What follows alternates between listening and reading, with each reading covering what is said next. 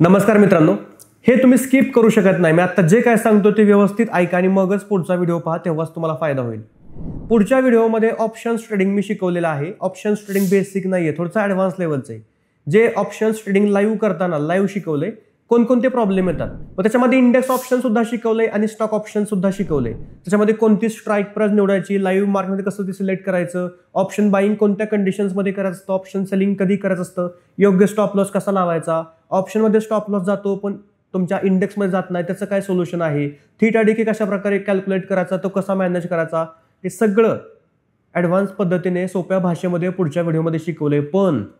पण जर तुम्ही इक्विटी ट्रेडिंग करत नाही आणि डायरेक्ट ऑप्शन ट्रेडिंग करायला येत आहे तर तुम्हाला ऑप्शन ट्रेडिंग करणं अलाउड नसतं. करू शकता तुम्ही, काय 5-50 लाख टाकू शकता, 2-4 दिवसात म्हटलं तर ते पैसे जाऊ शकतात. ऑप्शन्स ट्रेडिंग करणं हे खूप जास्त रिस्की आहे. ऑप्शन्स ट्रेडिंग म्हणजे 300च्या स्पीडनं चालणारी गाडी आहे. जर तुम्ही इक्विटी ट्रेडिंग करून प्रॉफिटेबल ट्रेडर नसाल, आता इक्विटी ट्रेडिंग म्हणजे पण लोकांना समजत नाही, त्यांना वाटतं स्विंग ट्रेडिंग. इक्विटी ट्रेडिंग म्हणजे शेअर्स बाय सेल करायचे इंट्राडेमध्ये, शेअर्सचे ऑप्शन नाही, डायरेक्ट शेअर्स बाय सेल करायचे. ही सगळ्यात सोपी आणि इफेक्टिव्ह मेथड आहे प्रॉफिटेबल ट्रेडर बनण्याची. जर तुम्ही त्याच्यामध्येच मॅनेजमेंटला फेल जाताय, तुम्ही त्याच्यामध्ये समजून घेतलं नाही की मी कसा ट्रेडर आहे, माझी चुका कुठे होत आहेत आणि डायरेक्ट ऑप्शन करताय, तर मी 100% सांगतो ऑप्शन्समध्ये तुम्हाला प्रॉफिट होणार नाही. तर हा व्हिडिओ फक्त एज्युकेशनल पर्पजसाठी आहे. ऑप्शन्स ट्रेडिंग जर तुम्ही इकडे प्रॉफिटेबल आहात, व्यवस्थित ट्रेडिंगचं मॅनेजमेंट जमते तर, नाहीतर ऑप्शन ट्रेडिंग करायचं नसतं. आणि जर तुम्ही करणार असाल, तुम्हाला कितीही माहिती असू द्या, एका लॉट शिवाय पुढे जाऊ नका जोपर्यंत कन्सिस्टंट 3 महिने ऑप्शन्समध्ये प्रॉफिटेबल बनत नाही. एका लॉटवरती सुद्धा तुम्हाला खूप चांगले प्रॉफिट्स महिन्याच्या काठी होऊ शकतात जर तुम्ही व्यवस्थित ट्रेडिंग केलं तर. एक रूलच आहे त्याचा की 3 महिने जोपर्यंत आपण प्रॉफिटेबल बनत नाही तोपर्यंत आपण एका लॉटचे 2 लॉट करायचे नसतात. आणि जर तुम्ही हे करताय तर तुम्ही बेसिक बिझनेसचे नियम मोडताय. तुम्ही ऑप्शन शिका, नाहीतर अख्ख्या युट्यूबवरती अख्खं युट्यूब चालून काढा, तुम्हाला काही फरक पडणार नाही. आणि हजारो व्हिडिओ लोक अगोदर बघून पण आले असतील आणि बघतील पण पुढं, त्यांना फरक पडत नाही. आणि त्याचबरोबर तुम्ही नवीन असाल, थोडंफार माहिती आहे, हा व्हिडिओ समजणार नाही. आणि ज्या ज्या लोकांना हा व्हिडिओ समजणार नाही त्यांनी कृपा करून ऑप्शन्स ट्रेडिंग करू नये. आणि जर तुम्हाला हे समजत नसेल ऑप्शन्सचं, तर तुम्हाला ऑप्शन्सबद्दल काहीच माहिती नाही. लोकांना फक्त कॉल आणि पुट एवढंच माहिती असतं आणि त्यांना वाटतं आम्हाला ऑप्शन्स ट्रेडिंग समजलं, आणि म्हणून 95% लोक ऑप्शन्स ट्रेडिंगमध्ये लॉस करतात. तर ऑप्शन्स ट्रेडिंग फक्त करायचं नसतं, ऑप्शन ट्रेडिंग बरोबर इक्विटी पण करायचं असतं. स्वतःला जे सोपं जाते त्याच्यामध्ये आपण पारंगत व्हायचं आणि मग ते ट्रेडिंग पुढे सुरू करायचं. कमी रिस्कमध्ये जास्त प्रॉफिट जिथं होईल तिथं आपण ट्रेडिंग करायचं आणि इक्विटी ट्रेडिंग ते आहे. माझा पूर्ण फोकस आणि पूर्ण सल्ला राहील की इक्विटीमध्ये प्रॉफिटेबल जोपर्यंत होत नाही तोपर्यंत ऑप्शन्समध्ये पडू नका. इझी वेमध्ये प्रॉफिटेबल राहाल. स्टुडंट्स माझे राहतायत, तुम्हाला अवघड काही नाही. धन्यवाद. आता या क्लासमध्ये आपण इक्विटी करणार नाही, फक्त ऑप्शन्समध्ये ट्रेडिंग करणार आहे. ऑप्शन बाईंग, ऑप्शन सेलिंग जे काही करता येईल आपल्याला, ज्याची योग्य संधी मिळेल किंवा दोन्ही करून बघूया. अगोदर आता मार्केटला समजून घेऊया आणि त्यानंतर आपण कुठे ट्रेड करायचा हा प्लॅन करू.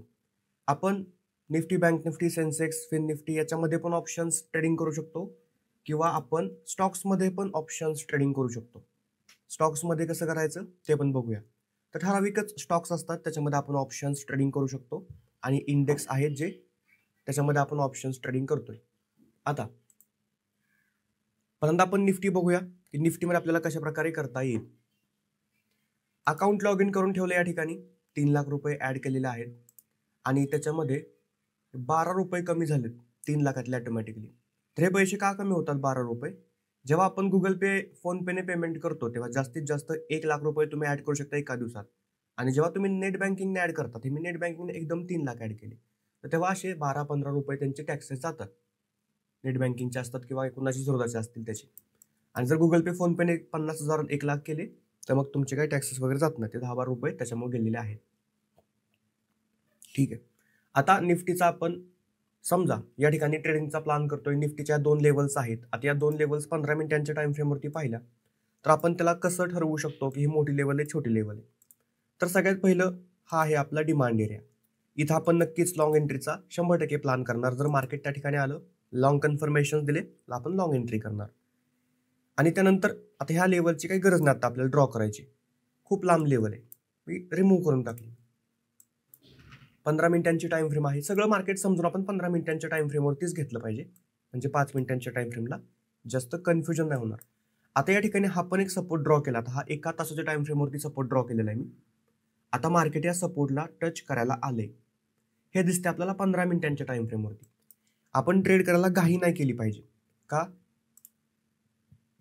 कारण की फास्ट सेलिंग येते. त्याच्यामुळे इथं शॉर्ट सेल करायचा कुठलाच प्लान नसला पाहिजे, कारण की मार्केटमध्ये आपण लेट एंट्री होईल आणि सपोर्ट आहे, तर शॉर्ट सेलचा प्लान शक्यच नाही. लॉंग एंट्री करायची का? तर लॉंग एंट्री करण्यासाठी एवढ्या फास्ट सेलिंग मार्केटमध्ये आपण लगेच ट्राय नाही करत. सेकंड पुलबॅक किंवा कन्फर्मेशन, कॅन्डल स्ट्रेंथ याची वाट पाहतो. हे पण अजून या ठिकाणी आपल्याला दिसत नाही. 5 मिनिटांच्या टाइम फ्रेमवरती बघू आपण. पण होतं काय, आपण जर हे 15 मिनिटांच्या टाइम फ्रेमवरती असं लॉजिकली मार्केटला पाहिलं नाही, तर आपण काय करतो, 5 मिनिटांच्या टाइम फ्रेमवरती काही पण कन्फर्मेशन शोधतो आणि ट्रेड घेतो.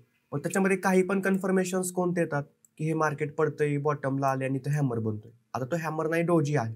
पण आपण स्वतःला चुकीचे कन्फर्मेशन सांगतो, कारण की मार्केटने आपल्यावरती कंट्रोल केलेला असतो आणि आपण या ठिकाणी लॉंग एंट्री घेतो. मग कधी कधी अशा एंट्री बरोबर पण येतात, असं नाही की चुकणारच आहे. आणि अशा एंट्री चुकीच्या जागेवरती घेतलेली एंट्री, रूल्स ब्रेक करून घेतलेली एंट्री जर बरोबर आली, तर मग ती खूपच वाईट सवय आपल्याला लागते, जी की आपल्याला पुढं सक्सेसफुल बनवत नाही. त्याच्यामुळं आता असा प्लॅन करायचा की या ठिकाणी मार्केटला या प्रॉपर झोनमध्ये येऊ द्या. सेलिंग प्रेशर आहे ते आत्ता थोडं थोडं कमी व्हायला लागले, पण त्याला अजून कमी होऊ द्या. कारण की असं होत नाही मार्केटमध्ये कधीच की एवढ्या फास्ट पडले की लगेच ते तेवढ्याच फास्ट वरती गेलं. 10तल्या एखाद्या वेळी कधीतरी होतं. त्याच्यामुळे एवढं मार्केट फास्ट पडले की लगेच आपण इथं बाय करून एवढं वरती जाईल असा प्लॅन करायचा नाही. तुमच्यातले बरेच लोक आहेत ते असं ट्रेडिंग करतात सध्या, की समजा या ठिकाणी बाय केलं हॅमरवरती, डायरेक्ट टार्गेट लावतात इथलं. असं चालत नाही मार्केटमध्ये. आपले इंडियन मार्केट आहे, ते अख्खं पडलं की परत अख्खं रिव्हर्स शक्यतो होत नाही कधी. 10 ते 1-2 वेळा होतं, 7-8 वेळा ते पडलं की थोडंच रिकवर होतं, 4-5 किंवा अर्ध 40-50% जास्तीत जास्त. 30% रिकव्हरीचा एक कॅल्क्युलेशनचा अंदाज असतो, की 100 पॉईंट मार्केट पडले की रेग्युलर रिकव्हरी 30% आसपास येते, 30 पॉईंटची. आता आपण कुठं ट्रेड घेतला पाहिजे मग? आता आपण आत्ता सध्याच्या घडीला लॉंग एंट्री नाही केली पाहिजे आणि शॉर्ट एंट्रीचा तर काही प्लॅनच नाही. पण जर मार्केट आलं खाली आणि या ठिकाणी काही मिळालं, तर आपण लॉंग एंट्रीचा प्लॅन करू शकतो लॉजिकली. ठीक आहे, तर आत्ता जर ट्रेड करायचं म्हटलं, तर आत्ता मार्केट चालू आहे 25,150ला. मग तीच स्ट्राईक प्राइस आहे. तर 25,150चा आपण आता वरच्या बाजूचा ट्रेड घेतोय असं कन्सिडर करू. समजा आपण असं लॉंग एंट्री घेतोय, तर या ठिकाणी स्ट्राईक प्राइस आहे 25,150. आपण इथे ट्रेड करतोय, तर ती स्ट्राईक प्राइस ॲट द मनी आहे, ॲट द मनी. आणि आज आहे गुरुवार. सगळ्यात महत्त्वाचं, तुम्ही जर ट्रेडिंग करताय तर आजचा दिवस कोणता आहे हे महत्त्वाचं आहे. आज गुरुवार आहे म्हणजे आज आहे निफ्टीची एक्सपायरी. सेन्सेक्सची नसते, सेन्सेक्सची मंगळवारी असते. आता ऑगस्टपासून या एक्सपायऱ्या एक्सचेंज बदलतील. निफ्टीची मंगळवारी होईल, सेन्सेक्सची गुरुवारी होईल, असं काहीतरी केले. तर आता तात्पुरती निफ्टीची गुरुवारी एक्सपायरी आहे आणि आपण शक्यतो याच एक्सपायरीचा कॉन्ट्रॅक्ट निवडणार आहोत. आता आपण कोणती स्ट्राईक प्राइस निवडली पाहिजे ट्रेडिंग करताना? तर आपल्याला समजा लॉंग एंट्री घ्यायची, तर 25,150 हा या ठिकाणी स्ट्राईक प्राइस आहे. त्यानंतर त्याच्यावरची स्ट्राईक प्राइस आहे 25,200 आणि त्याच्या खालची स्ट्राईक प्राइस आहे 25,100. तर या 3 स्ट्राईक प्राइस आपल्याला जवळच्या आहेत आणि या 3 स्ट्राईक प्राइस मधलीच एक स्ट्राईक प्राइस आपण निवडतो. तर आपल्याला कॉल घ्यायचा आहे 25,150लाच मार्केट चाललंय, 2 पॉईंट आतमध्ये आहे, म्हणजे ही strike price slightly at the money किंवा स्लाइटली इन द मनी म्हणू शकतो आपण. तर ही स्ट्राईक प्राइस आपल्याला निवडायची. पण ही स्ट्राईक प्राइस निवडायची म्हणजे लगेच ट्रेड नाही घ्यायचा. ही स्ट्राईक प्राइस घ्यायची, बघायचं याच्यामध्ये टाइम व्हॅल्यू किती आहे, रिअल व्हॅल्यू किती आहे. परत इन द मनीवाली पण थोडी घ्यायची, त्याच्यामध्ये पण चेक करायचं. आउट ऑफ द मनीवाली जास्त कधी ट्रेड करायचीच नाही, तर हे आपण नकोच घ्यायला. ह्याला पण मी ॲड करतो, पण पाहता 25,150, 25,200 आणि 25,100 या 3 स्ट्राईक प्राइस मी ॲड करतो.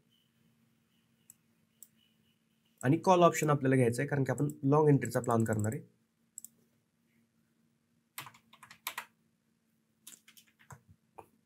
सतरा 25,150 कॉल ऑफ 25,100चा करायचा.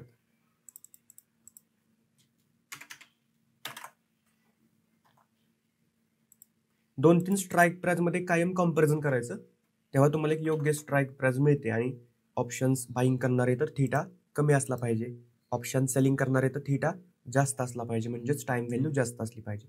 तर 25,200चा कॉल ऑप्शन हा ऑलरेडी 21 झालाय. आउट ऑफ द मनी घेतोय आपण इथला, सॉरी हा आउट ऑफ द मनी, मी आता इथं म्हटलं हा आउट ऑफ द मनी आहे की मार्केटच्या वरती नाही गेला अजून.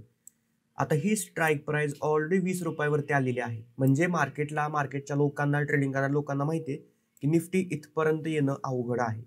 त्याच्यामुळे ही किंमत ऑलरेडी 20 झाली आहे. अजून तास 2 तास मार्केट या ठिकाणी साईडवेज गेलं की 20चा 10 होणार आणि शेवटी 0 होणार, कारण की out of the money strike price आहे, किंमत 0 होणार आहे. ऑलरेडी 20 झाली आहे. तुम्ही इथं 20 वरती नाही खरेदी करायचं ना. तुम्ही आता स्वस्त भेटतोय खरेदी करतो, चुकीचं आहे. स्वस्त भेटतोय करा खरेदी 20 रुपयांना. निफ्टी तुमच्या बाजूला गेला तरी तुमचा पैसा 0, कारण की तुमच्या स्ट्राईक प्राइसच्या आतमध्ये इथं जेव्हा मार्केट झाली या ठिकाणी तेव्हा जाऊन तुम्हाला चांगला प्रॉफिट होईल त्या ऑप्शन प्राइसमध्ये. आता तुम्ही निवडली ही स्ट्राईक प्राइस 20 रुपयांची स्वस्तात भेटतोय म्हणून आणि निफ्टी अख्खा वरती आला आणि इथं जर येऊन थांबला तरी तुम्हाला 1 रुपयांचा पण प्रॉफिट होणार नाही, उलट 5-10 रुपयांचा लॉसच होईल. 17-18 रुपयांवरतीच प्रीमियम राहणार आहे, कारण की आत्ता 20 रुपये किंमत आहे. मार्केट बंद होताना मार्केटला इथं जावं लागेल, 25,220 वरती इन द मनी व्हावं लागेल या मार्केटला. तेव्हा जाऊन ही स्ट्राईक प्राइस 20 रुपये आतमध्ये जाईल मार्केट स्ट्राईक प्राइसच्या आणि 20 रुपये रिअल व्हॅल्यू त्याच्यामध्ये उरेल.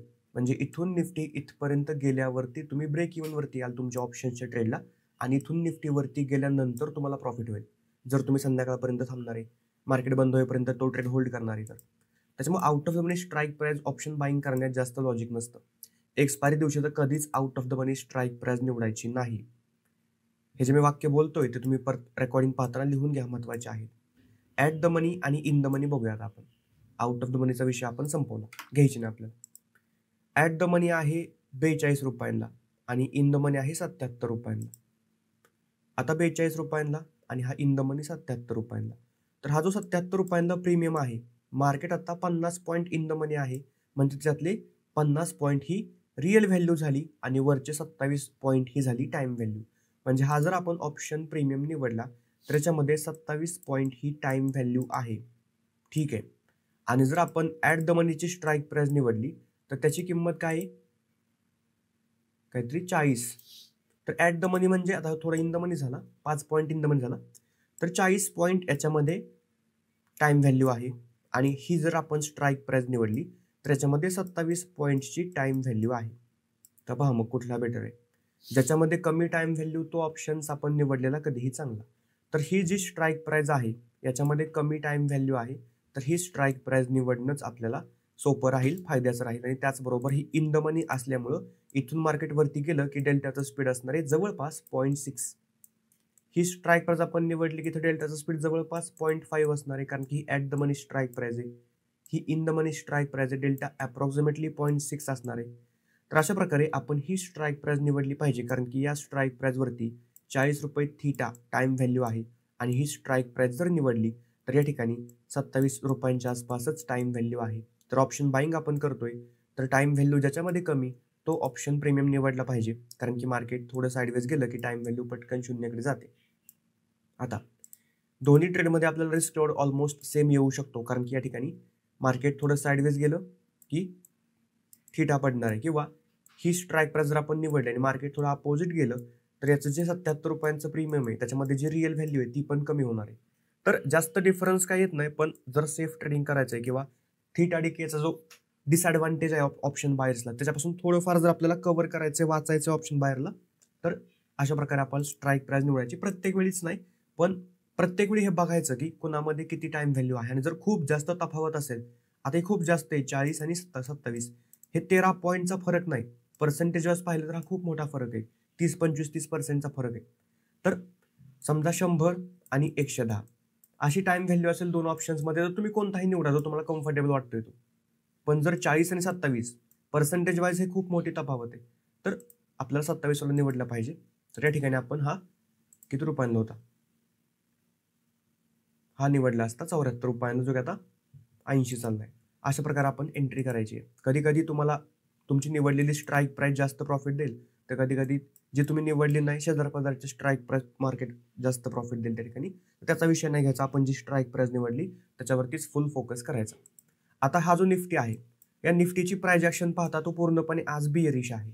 एक बुलिश कॅन्डल बनते, पण लगेच एका बुलिश कॅन्डलला आपल्याला लगेच बाईंगचा ट्रेड नाही करायचा. या ठिकाणी पहा, इथं पण एक बुलिश कॅन्डल बनली होती, लगेच उलटं पळायचं नाही, थांबा जरा, मार्केट बियरिश आहे. या ठिकाणी आता साईडवेज जाण्याचे मार्केट चान्सेस आहेत, कारण की मेन मुवमेंट केल्या एक करेक्शन थोडंसं होते, त्याच्यामुळे लगेच गडबड करून लॉंग एंट्री करायची नाही. गेलं मार्केटवरती तर जाऊ द्या, घाई करायची नाही.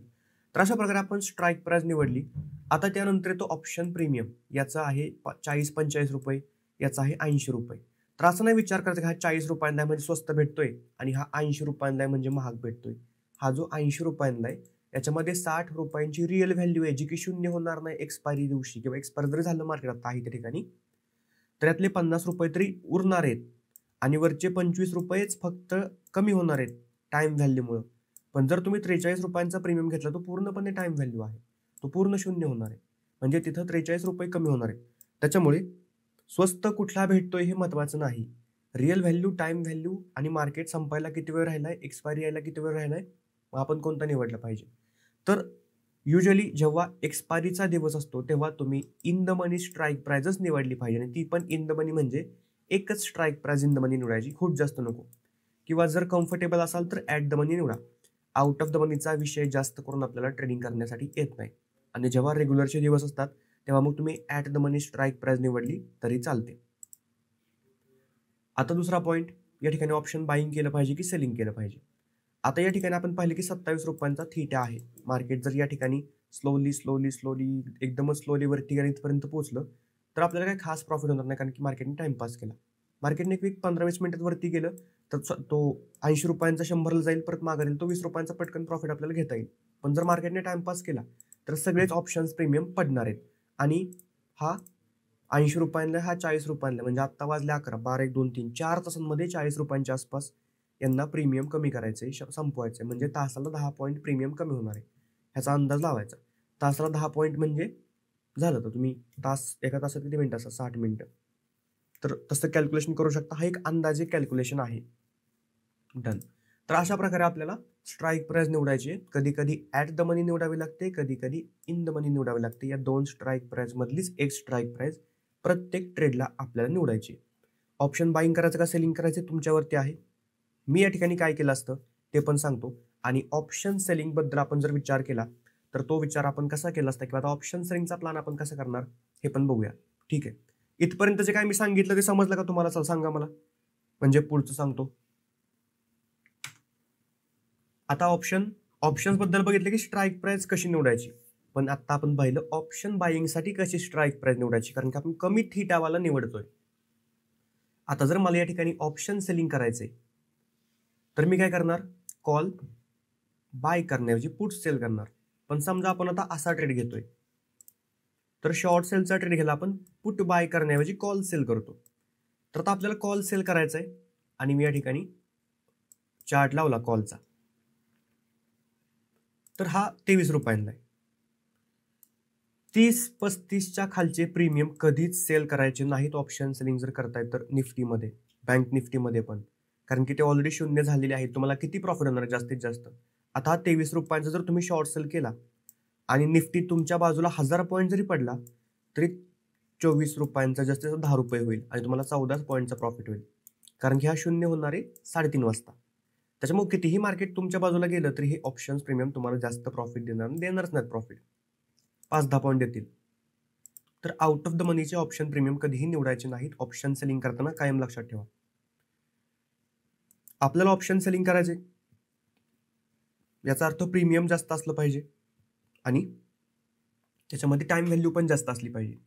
प्रीमियम जास्त म्हणजे ते प्रीमियम जेवढं कमी होईल तेवढा प्रॉफिट, आणि टाइम व्हॅल्यू जास्त म्हणजे मार्केट जेवढं निवांत जाईल तेवढा प्रॉफिट वाढेल. तर या ठिकाणी इथं 50 रुपये किंमत आहे, इथं 84 रुपये किंमत आहे. तर या दोन स्ट्राईक प्राइस मध्ये आता याच्यामध्ये टाइम व्हॅल्यू जास्त आहे, याच्यामध्ये थोडीशी कमी आहे. मग टाइम व्हॅल्यू ज्याच्यामध्ये जास्त आहे तो ऑप्शन प्रीमियम आपण निवडला पाहिजे ऑप्शन सेलिंगसाठी. पण कधी, जेव्हा तुम्हाला स्वतःच्या ट्रेडवरती डाऊट आहे की मार्केट थोडं साईडवेज जाईल, लगेच काय माझं टार्गेट पूर्ण होणार नाही, टाइमपास करेल, मग तेव्हा टाइमपास करेल म्हणून तुम्ही थीटा जास्त असलेली स्ट्राईक प्राइस निवडा. पण जेव्हा तुम्ही डायरेक्शनल ट्रेड करणार आहे, म्हणजे तुम्ही ट्रेड घेतलाय हॅमरवरती आणि आता आहेत कन्फर्मेशन्स, मार्केट गेलं पाहिजे, हा जर तुमचा ट्रेड आहे तर ज्याचं प्रीमियम जास्त आहे तो निवडा. कारण की मार्केट जसं खाली पडेल तशी रिअल व्हॅल्यू कमी होईल ऑप्शन प्रीमियमची, म्हणजेच ऑप्शन्सचे प्रीमियम पण पडतील. आणि त्याचबरोबर जो टायमिंग जाईल त्याच्यामध्ये जी काय 27 रुपयांची टाइम व्हॅल्यू आहे ती पण थोडीफार कमी होईल. म्हणजे जर तुम्ही डायरेक्शनल ट्रेड घेणार आहे, मार्केट तुमच्या बाजूला जाणार आहे, तर तुम्ही महाग प्रीमियम असलेला ऑप्शन निवडा, तो तुम्हाला जास्त फायदा देईल. आणि जर तुम्ही कन्फ्यूज आहात पण तुम्हाला ट्रेड करायचा आहे आणि मार्केट थोडं साईडवेज कन्सिडर करताय, तर त्या ठिकाणी महाग प्रीमियमपेक्षा ज्या प्रीमियममध्ये टाइम व्हॅल्यू जास्त आहे ते प्रीमियम निवडा. मग ते महाग असेल तर बेटर, स्वस्त असेल तर हेच निवडायचं. मग या ठिकाणी आपण जर टाइमपाससाठी प्रीमियम निवडलं तर हे निवडणार आहे, आणि जर प्रॉपर डायरेक्शनल ट्रेडसाठी स्ट्राईक प्राइस निवडली तर 85 वाली स्ट्राईक प्राइस आपण निवडणार आहे. कारण की डायरेक्शनल ट्रेड म्हणजे मार्केट आपल्या बाजूला पडणार. मार्केट पडलं की रिअल व्हॅल्यू कमी होते, स्ट्राईक प्राइस आणि स्पॉट प्राइस मधला गॅप कमी होतो आणि ऑप्शन प्रीमियम पडतो आणि तो आपल्याला प्रॉफिट होतो. आणि त्याचबरोबर मार्केट जो काही वेळ घालवणार आहे त्याच्याबरोबर जी काय त्याच्यामध्ये 30 पॉईंट टाइम व्हॅल्यू आहे ती पण कमी होईल. तर 10 रुपये फक्त जास्त टाइम व्हॅल्यू वरच्या प्रीमियममध्ये आहे, पण खालच्या प्रीमियममध्ये जास्त किंमत आहे, प्रीमियम जास्त आहे. आता हे जे काय आता मी सांगितले हे जरा महत्त्वाचं आहे आणि हे खूपच ॲडव्हान्स झालं, जे की तुम्हाला भरपूर दिवसांच्या प्रॅक्टिस नंतर समजलं असतं. आत्ता मी सांगितले 100% जर तुम्हाला समजलं असेल तर चांगली गोष्ट आहे. नसेल तर तुम्हाला हे जे शिकवतोय मी ते 3-4 वेळा परत परत बघून जे काय सांगतोय ते 2-2 ओळींमध्ये नोट्स काढून घ्यावे लागतील. दुसरा उपाय नाही. ऑप्शन्स ट्रेडिंग करणं हे खूप जास्त अनुभवाचं काम आहे. कारण की तुम्ही ट्रेड घेता बरोबर आणि स्ट्राईक प्राइस चुकीची निवडता किंवा एंट्री चुकीच्या जागेवरती करता आणि म्हणून तुम्हाला प्रॉफिट होत नाही किंवा आहेत ते पण ट्रेड लॉसमध्ये जातात. त्याचबरोबर तुम्ही काय करता, समजा या ठिकाणी बॉटमला तुम्हाला ट्रेड करायचा आहे, काही गडबडीत काय करतात, मार्केट प्राइसला एंट्री करता जेव्हा 100-150 रुपयांना प्रीमियम असतं. मग ते काय होतं, 150 रुपयांना भेटायच्या ऐवजी 153ला भेटतं मार्केट प्राइसला एंट्री केल्यामुळे, आणि 3 रुपयांचा फरक म्हणजे खूप मोठा विषय झाला. तुम्हाला मी सांगितलं. आता समजा की आपण या कॅन्डलच्या टॉपला एंट्री करणार आहोत, ती सगळ्यात शेवटची जी बुलिश कॅन्डल बनली त्या बुलिश कॅन्डलचा जो हाय पॉईंट आहे त्या ठिकाणी उदाहरणार्थ आपण लॉंग एंट्री करणार आहे. आणि आता आपण टार्गेट स्टॉप लॉसकडे पण येऊया. आणि आपण स्टॉप लॉस ठेवला त्याच कॅन्डलच्या लोच्या खाली आणि टार्गेट ठेवलं 1:2चं. एक उदाहरण सांगतोय तुम्हाला मी. अशा प्रकारे आपण हा ट्रेड घेतला. पण होतं काय, आपण जेव्हा घाई करतो ट्रेड करायला तेव्हा आपण मार्केट प्राइसला उडी मारतो डायरेक्ट, आणि मार्केट प्राइसला ट्रेड घेतला की तुम्हाला तो 1-2 रुपये महाग मिळतो. आता आपण इथं 1 रुपया फक्त महाग मिळाला असं कन्सिडर करू की 44ला मार्केट चाललंय किंवा 45ला चाललंय, आपण मार्केट प्राइसला घेतलं 46ला आपल्याला ऑप्शन प्रीमियम भेटला. तर आता इथं आपण बरोबर 45.70ला घेतला तर 46.70ची एंट्री करतो मी, 46.70. तर या ठिकाणी आपल्याला तो ट्रेड मिळणार आपण जर मार्केट प्राइसला एंट्री केली तर. आपण ऍक्च्युअली घ्यायचा प्लॅन कुठे केलता, इथं, पण आपल्याला मिळाला कुठं, तिथं. एवढा मिळाला की आपला रिस्क रिवॉर्ड 1:1.4चा झाला, 1:2 वरून 1.4चा. 1 रुपयाने एवढा मोठा फरक पडतो आणि 1.4चा रिस्क रिवॉर्ड प्रॉफिटेबल बनण्यासाठी 10तले 8 ट्रेड प्रॉफिट करावे लागतील. म्हणून एवढ्या बारीक गोष्टींची काळजी तुम्हाला ऑप्शन्स ट्रेडिंग करताना पण घ्यायची. आणि मग अशासाठी लिमिट प्राइस वरतीच एंट्री करणं हे आपल्यासाठी प्राधान्य असलं पाहिजे आणि आपल्याला पाहिजे तिथंच एंट्री झाली पाहिजे. बऱ्याच वेळा काय होतं, 102 रुपयांना प्रीमियम चाललंय आणि मला 100 रुपयांना पाहिजे, मी लिमिट ऑर्डर लावलेली असते, पण ती लिमिट ऑर्डर हिट न होता मार्केट वरती जातं आणि टार्गेट पूर्ण करतं. कधी कधी असं पण होतं की 2 रुपयाने फक्त 100ला यायला पाहिजे तो प्रीमियम, पण नाही आलं, 102 वरूनच गेलं वरती, तरीही सोडून दिलाय ट्रेड आणि तो प्रॉफिटमध्ये गेलाय. एवढं सॅक्रिफाईस करावं लागतं, पण हा डिसिप्लिन मोडून चालत नाही. आता आपला रिस्क रिवॉर्ड खराब झाला की आपला विषय संपला. 10तले 8 बरोबर करा, मग तुम्हाला प्रॉफिट होईल. 1:1 रिस्क रिवॉर्ड, 1:1.3, 1.4 हे खूप डेंजर रिस्क रिवॉर्ड आहेत. मी त्या रिस्क रिवॉर्डने आता ट्रेडिंग केलं तर चालेल, काय प्रॉब्लेम नाही. मला माहिती आहे काय काय कसं कसं नियोजन करायचं, कॅपिटल कसं वापरायचं. पण तुम्ही नवीन आहात तर जर प्रॉफिटेबल राहायचं तर 1:2 घ्यावं लागेल. आता मला माहिती आहे म्हणजे काय, तर पहा 1:2, आता ॲक्युरसी 70% जर मी अचीव केली माझी तर ठीक आहे, 1:1ने पण मी प्रॉफिटेबल राहील, पण तो प्रॉफिट एवढा काय मोठा खास नसेल. त्याचबरोबर चार्जेस जे लागतात आपल्याला, ते चार्जेस कसे कंट्रोलमध्ये आणायचे हे पण मला माहिती आहे. त्याच्यामुळे चार्जेस पण जास्त लागणार नाहीत आणि जो प्रॉफिट आहे तो टिकेल. पण इनिशियली काय होतं, जेव्हा तुम्ही बिगिनर असता ट्रेडिंग करता तेव्हा ॲटोमॅटिकली कॅपिटल तुमचं असतं छोटं आणि तुम्ही इक्विटीमध्ये ट्रेडिंग करता तर तिथं चार्जेस जातात, तिथं जास्त चार्जेस जातात. त्याच्यामुळे सांगितलं सुरुवातीला चार्जेस कन्सिडर करू नका, सुरुवातीला जास्त चार्जेस जातात. आणि इक्विटीमध्ये कधीही ट्रेडिंग करा, छोट्या मोठ्या कॅपिटलने चार्जेस जास्त जातात बाकीच्यांपेक्षा. ऑप्शन बाईंग सेलिंगमध्ये खूप कमी चार्जेस जातात आणि फ्युचर्स ट्रेडिंग केलं तर फ्युचर्सला पण भरपूर चार्जेस जातात. एका लॉटने जर केलं तुम्ही निफ्टी बँक निफ्टीचे फ्युचर्स ट्रेड तर जवळपास 400-500 रुपये तर एका ट्रेडला टॅक्सेस आणि चार्जेस जातात ब्रोकरेज सोडून. तर ह्या सगळ्या गोष्टींचा हळूहळू तुम्हाला अनुभव येणार आहे. या मी क्लासमध्ये कितीही सांगितलं तरी सांगून उपयोग नाही. जेव्हा ते तुम्ही स्वतः अनुभव कराल तेव्हा तुम्हाला ह्या गोष्टी आठवतील आणि तुम्हाला त्या इम्प्लिमेंट करायला सोपं जाईल. आणि जे काय आता मी सांगतोय ते परत परत जर तुम्ही ऐकलं, लिहून घेतलं आणि त्याच्यावरती काम केलं, ते समजून घेतलं तर तुमच्या चुका पण कमी होतील आणि तुम्हाला लवकर हे सगळं अवगत होईल.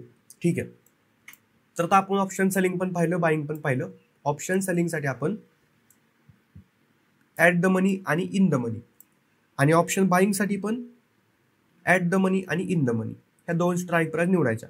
ऑप्शन बाईंग करायचं असेल तर थीटा कमी पाहिजे अशी स्ट्राईक प्राईस निवडायची. ऑप्शन सेलिंग करायचं असेल तर प्रीमियम जास्त पाहिजे आणि त्या प्रीमियममध्ये थीटा पण जास्त पाहिजे अशी स्ट्राईक प्राईस निवडायची. पण जास्त प्रीमियमसाठी काय 5 स्ट्राईक प्राईस इन द मनी घ्यायची नाही. पण आता तुम्हाला माहिती आहे की जास्तीत जास्त आपण 1 स्ट्राईक प्राईस इन द मनी घेऊ शकतो. म्हणजे आता मार्केट जर इथं आहे तर आपण ही स्ट्राईक प्राईस घेऊ शकतो जास्तीत जास्त. ही पण नाही, आता हीच घेऊ शकतो.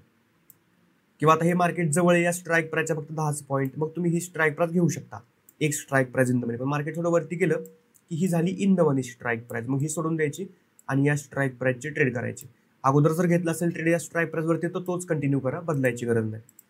तर हे थोडंसं कॉम्प्लिकेशन्स करू शकतो तुम्हाला, म्हणून हे परत परत पाहावं लागेल. कारण की ऑप्शन बाईंग आहे, सेलिंग आहे, स्ट्राईक प्राईसचे भरपूर प्रकार आहेत आणि त्याचे स्टॉप लॉस आणि याचा चार्ट सगळंच वेगळं आहे.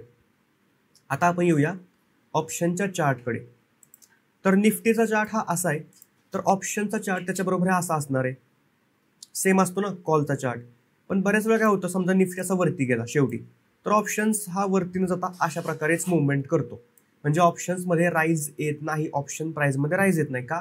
कारण की मार्केट टाइमपास करते, वेळ संपतोय, तर थीटा डिकेमुळे प्राईज वरती जात नाही. मग अशा ठिकाणी आपल्याला प्रॉफिट होत नाही मार्केट जरी वरती गेलं तरी, कारण की तो थीटा डिके झालेला असतो. मग अशा ठिकाणी कधी कधी काय होतं, मार्केट साईडवेज किंवा आपल्या बाजूला चाललंय पण मार्केट इथं ऑप्शन रिव्हर्स होतो आणि आपला स्टॉप लॉस हिट होतो. असं पण बऱ्याच वेळा होणार आहे. ऑप्शन्सचा चार्ट वेगळा असतो आणि तो चार्ट मोस्टली थीटा डिकेवरून चालतो, की 2 तास मार्केट गेलं तर ऑप्शन प्रीमियम जरा जास्त पडतो आणि त्याच्यामुळे आपला स्टॉप लॉस हिट होतो. ऑप्शन्समध्ये स्पॉट चार्टवरती नाही हिट झाला तरी मग काय करायचं, मग एक्झिट करायचं. भले तुमचा निफ्टीमध्ये नाही स्टॉप लॉस हिट झाला, ऑप्शन्समध्ये झाला, एक्झिट करा, काही प्रॉब्लेम नाही. ऑप्शन सेलिंगमध्ये त्याचा फायदा होतो की मार्केट जर समजा साईडवेज झालंय तर तुमच्या बाजून जाणार आहे, ऑप्शन प्रीमियम पडणारे खाली म्हणजे तुमच्या प्रॉफिटमध्ये जाणार आहे आणि तुमचा स्टॉप लॉस उलट अजून सेफ होणार आहे. मार्केट जर 2 तास साईडवेज गेलं आणि त्यानंतर निफ्टीमध्ये तुमचा स्टॉप लॉस जेव्हा हिट होतो तेव्हा साईडवेज 2 तास मार्केट गेल्यामुळे ऑप्शन प्रीमियम पडलेला असतो. जेव्हा निफ्टीमध्ये तुमचा स्टॉप लॉस हिट होतो तेव्हा तुमचा ऑप्शन प्रीमियम ब्रेक इव्हनवरती आलेला असतो. म्हणजे तुम्हाला ऑप्शन सेलिंगमध्ये लॉस द्यायची गरज नाही, तुम्ही ब्रेक इव्हनवरती एक्झिट करू शकता जेव्हा निफ्टीमध्ये तुमचा प्रॉपर स्टॉप लॉस जातोय तेव्हा. कारण की 2 तास मार्केट साईडवेज गेलं म्हणजे थीटा डिके झाला, त्याच्यामुळे ऑप्शन प्रीमियम एक्स्ट्राचं पडलं आणि जर तुम्ही स्टॉप लॉस देणार होता ते तुम्हाला फुकटच मिळाला, कारण की ऑप्शन प्रीमियम तिथपर्यंत पोहोचलाच नाही थीटा डिकेमुळे. तुम्ही इथेच एक्झिट करू शकता. तर ऑप्शन सेलिंगसाठी हा फायदा आहे. पण मोस्टली लोक ऑप्शन बाईंगला प्रेफरन्स देतात, त्यांना आवडतं ऑप्शन बाईंग करायला, पैसे कमी लागतात, मजा येते म्हणून. तर हे ऑप्शन बाईंग करायचं तर या सगळ्या गोष्टी माहिती पाहिजेत. या सगळ्या गोष्टी एका दिवसात समजणं शक्य नाही, तुम्हाला प्रॅक्टिसच करावी लागेल. एका लॉटने कमीत कमी 50 ट्रेड ऑप्शन्सचे करावे लागतील, तेव्हा जाऊन तुम्हाला बऱ्यापैकी ऑप्शन्सचा अंदाज येईल. की आपण प्रत्येक दिवशी वेगवेगळा अनुभव येणार आहे. आज गुरुवार आहे तर आजचा सिनारिओ पूर्णपणे वेगळा असतो.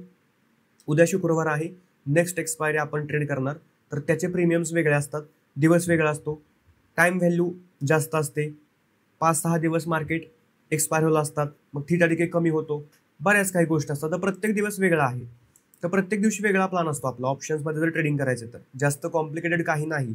जर तुम्ही ट्रेडिंग करताय, आता मी तो खूपच डीप गोष्टी सांगतोय, पण जर तुम्हाला एक बेसिक लेवलचं ऑप्शन ट्रेडिंग करायचंय तर समजा असं समजून घ्या की या ठिकाणी तुम्ही लॉंग एंट्री करणार आहे, तर स्ट्राईक प्राईस फक्त निवडा, ॲट द मनीची निवडा किंवा आता तुमच्या हिशोबाने ज्याच्यामध्ये कमी टाईम व्हॅल्यू आहे निवडा, घ्या. गेलं मार्केटवरती तर ऑप्शन्स पण वरती जाईल तुमचा आणि जे तुमचं टार्गेट आहे त्या ठिकाणी निफ्टी पोहोचला, एक्झिट करा. एक बेसिक लेवलचं ट्रेडिंग पण करू शकता, पण ह्याच्या आतल्या गोष्टी मी सांगतोय त्या हळूहळू तुम्हाला अनुभवाने समजतील.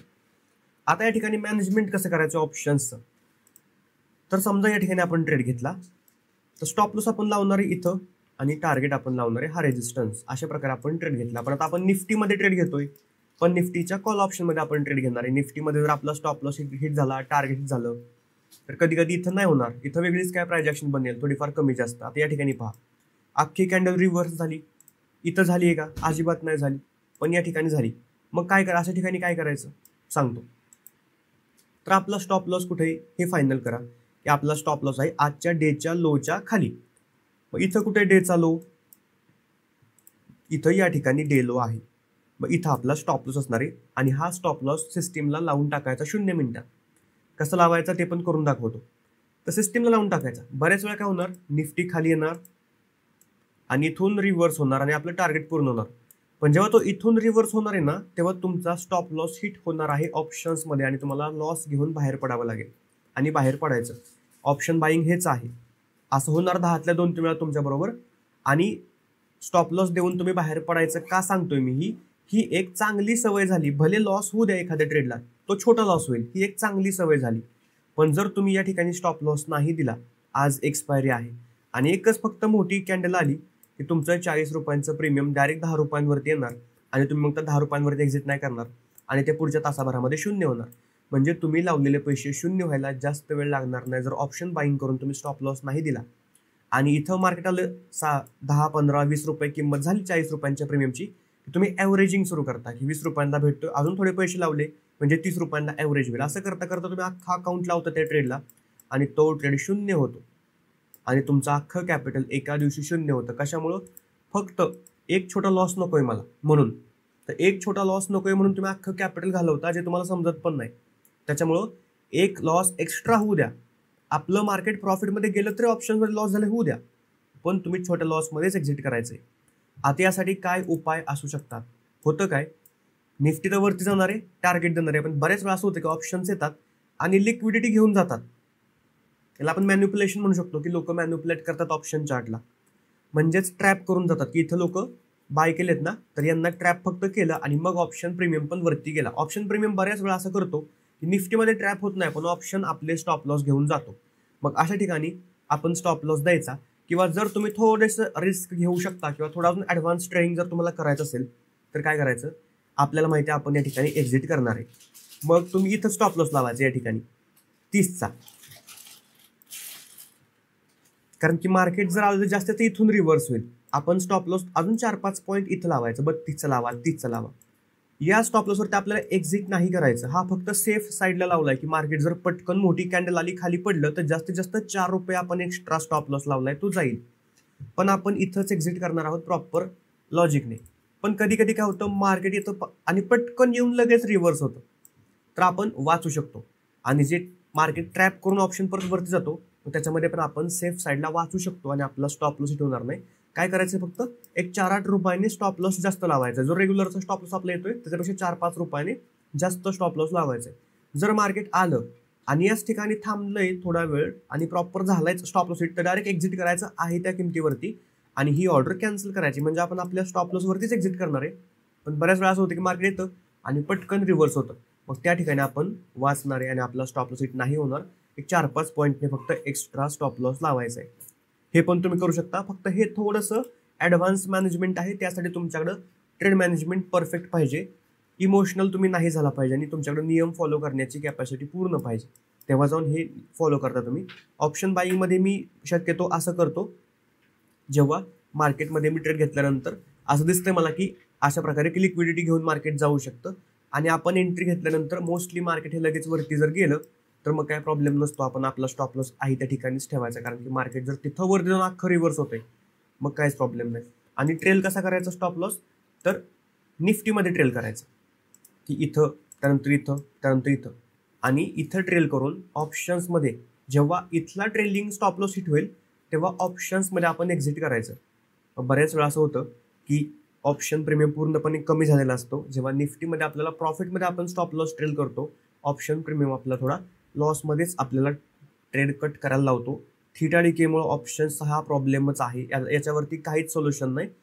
एकच सोल्युशन आहे की खूप कमी ट्रेड करणे, स्नायपर शॉट एंट्री घेणे किंवा कमी थीटा असलेल्या ऑप्शन्समध्ये ट्रेड करणे आणि एंट्री घेतली की मार्केटने फक्त टाइमपास नाही केला पाहिजे, एवढे काळजी घ्यायची आणि मग ऑप्शन बाईंग करायचं. त्याच्यामुळे प्रत्येक दिवशी 4-4 ट्रेड ऑप्शन बाईंगचे जर तुम्ही करताय तर मग चुकताय तुम्ही.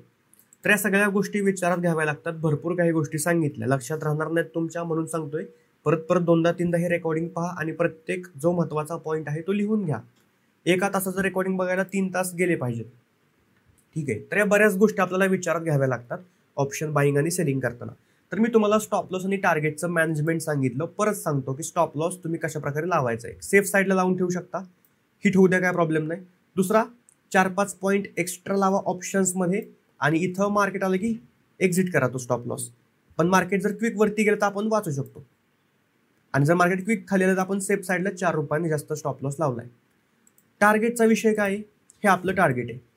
जेव्हा केव्हा निफ्टीमध्ये हे टार्गेट पूर्ण होईल तेव्हा जो काही प्रॉफिट असेल तुमचा ऑप्शन्समध्ये तो घेऊन बाहेर पडायचा आहे.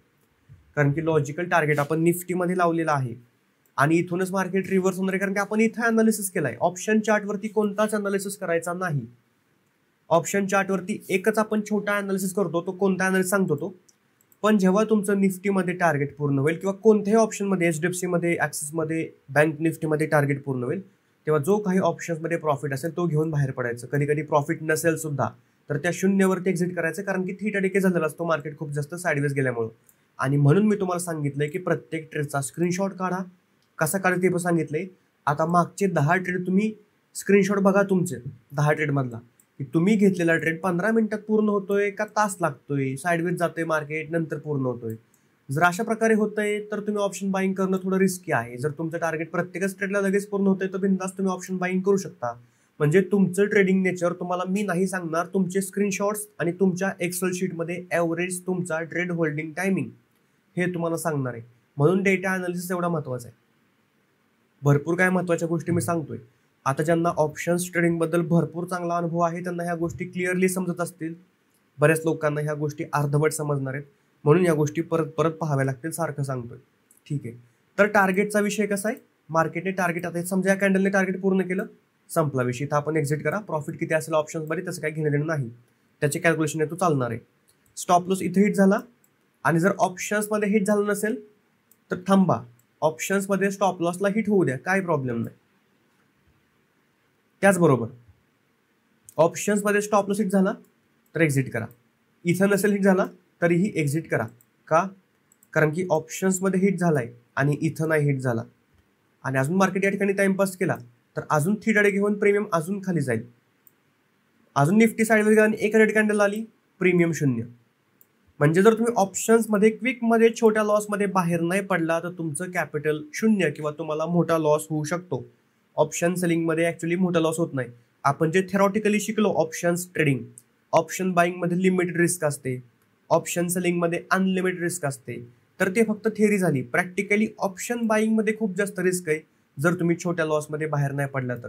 आणि ऑप्शन सेलिंगमध्ये आपण प्रत्येक वेळी स्टॉप लॉस हा लावणारच आहे, त्याच्यामुळे ऑप्शन सेलिंगमध्ये आपल्याला काही जास्त लॉस होत नाही. पण ऑप्शन बाईंगमध्ये जर तुम्ही स्टॉप लॉस नाही दिला किंवा निफ्टीच्या स्टॉप लॉससाठी थांबला आणि निफ्टी गेला साईडवेज तर तुमचा ऑप्शन हळूहळू हळूहळू जाईल 0वरती आणि लावलेले पैसे होतील 0. तर अशा प्रकारे आपल्याला मॅनेजमेंट करायचे. हा फास्ट मुवमेंट आला, ही एक सडन मुवमेंट आहे. तर ऑप्शन प्रीमियमला अशाच मुवमेंट्स लागतात तेव्हा जाऊन ऑप्शन प्रीमियम खूप फास्ट वाढतो. आपण जर पाहिलं या ठिकाणी तर आता हा प्रीमियम किती पॉईंटने वाढला बघूया आपण. आता ही स्ट्राईक प्राइस ॲट द मनी आहे तर हा 20-25 पॉईंटने वाढला आणि निफ्टी 40-50 पॉईंट. म्हणजे पहा कॅल्क्युलेशन जमतंय. जवळपास 50 पॉईंटने टॉप टू बॉटम हा निफ्टी गेला एका कॅन्डलमध्ये आणि तिकडे प्रीमियम 25 पॉईंटच्या आसपास वाढला.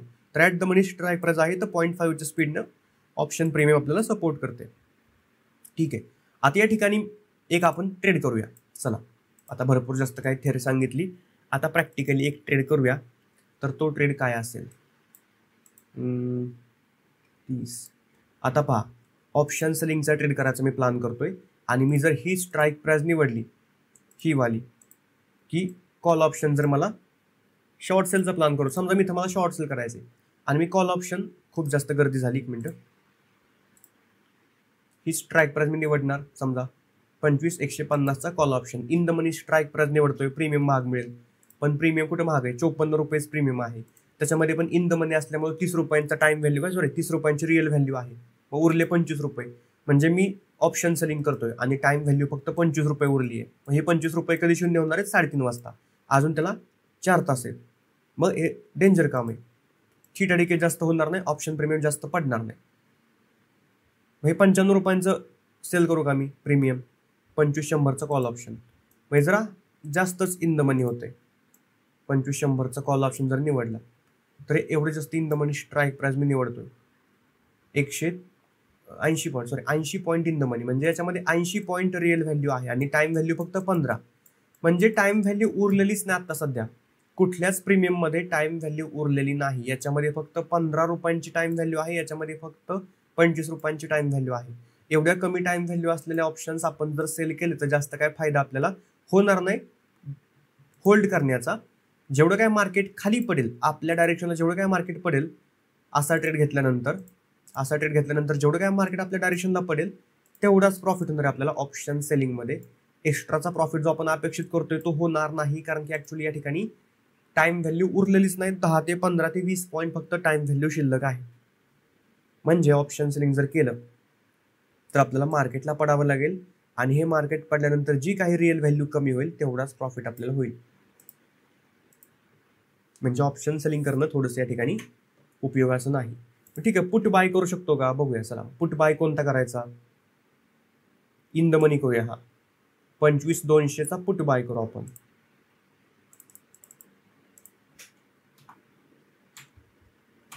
कन्फर्मेशन्स वगैरे काही विचारू नका आता मला, कारण की ट्रेड आपण काही लॉजिकने करत नाही, फक्त एक उदाहरण घेतोय. 25,200चा पुट हा आहे 40 रुपये, बाय करायचा आहे. इन द मनी किती आहे? हा 30 पॉईंट इन द मनी आहे, म्हणजे याच्यामध्ये पण 10 रुपयांचीच टाइम व्हॅल्यू आहे. तर हे बरं आहे आपल्याला. म्हणजे हा जर पुट आपण खरेदी केला किंवा आपण जर ऑप्शन बाईंग केलं तर आपण हा बिंदास्त बाय करू शकतो, कारण की हा 42 रुपयांना आहे. आणि त्याच्यामध्ये स्ट्राईक प्राइस आपण इन द मनी निवडली, जे की 30 पॉईंट इन द मनी आहे.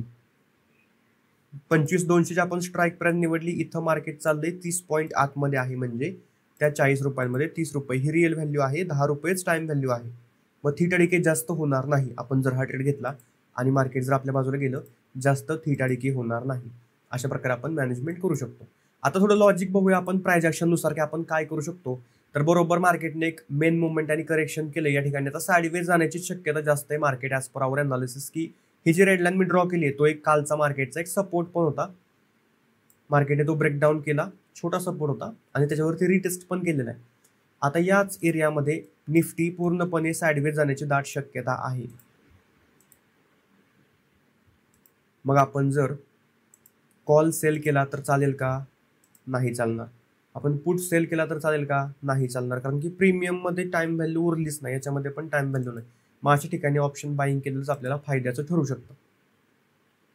मग काय करावं? ठीक आहे, समजा आपण चला पुट बाय करून टाकू. हा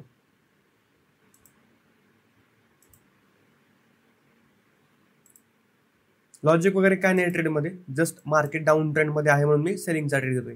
75चा एक लॉट आहे.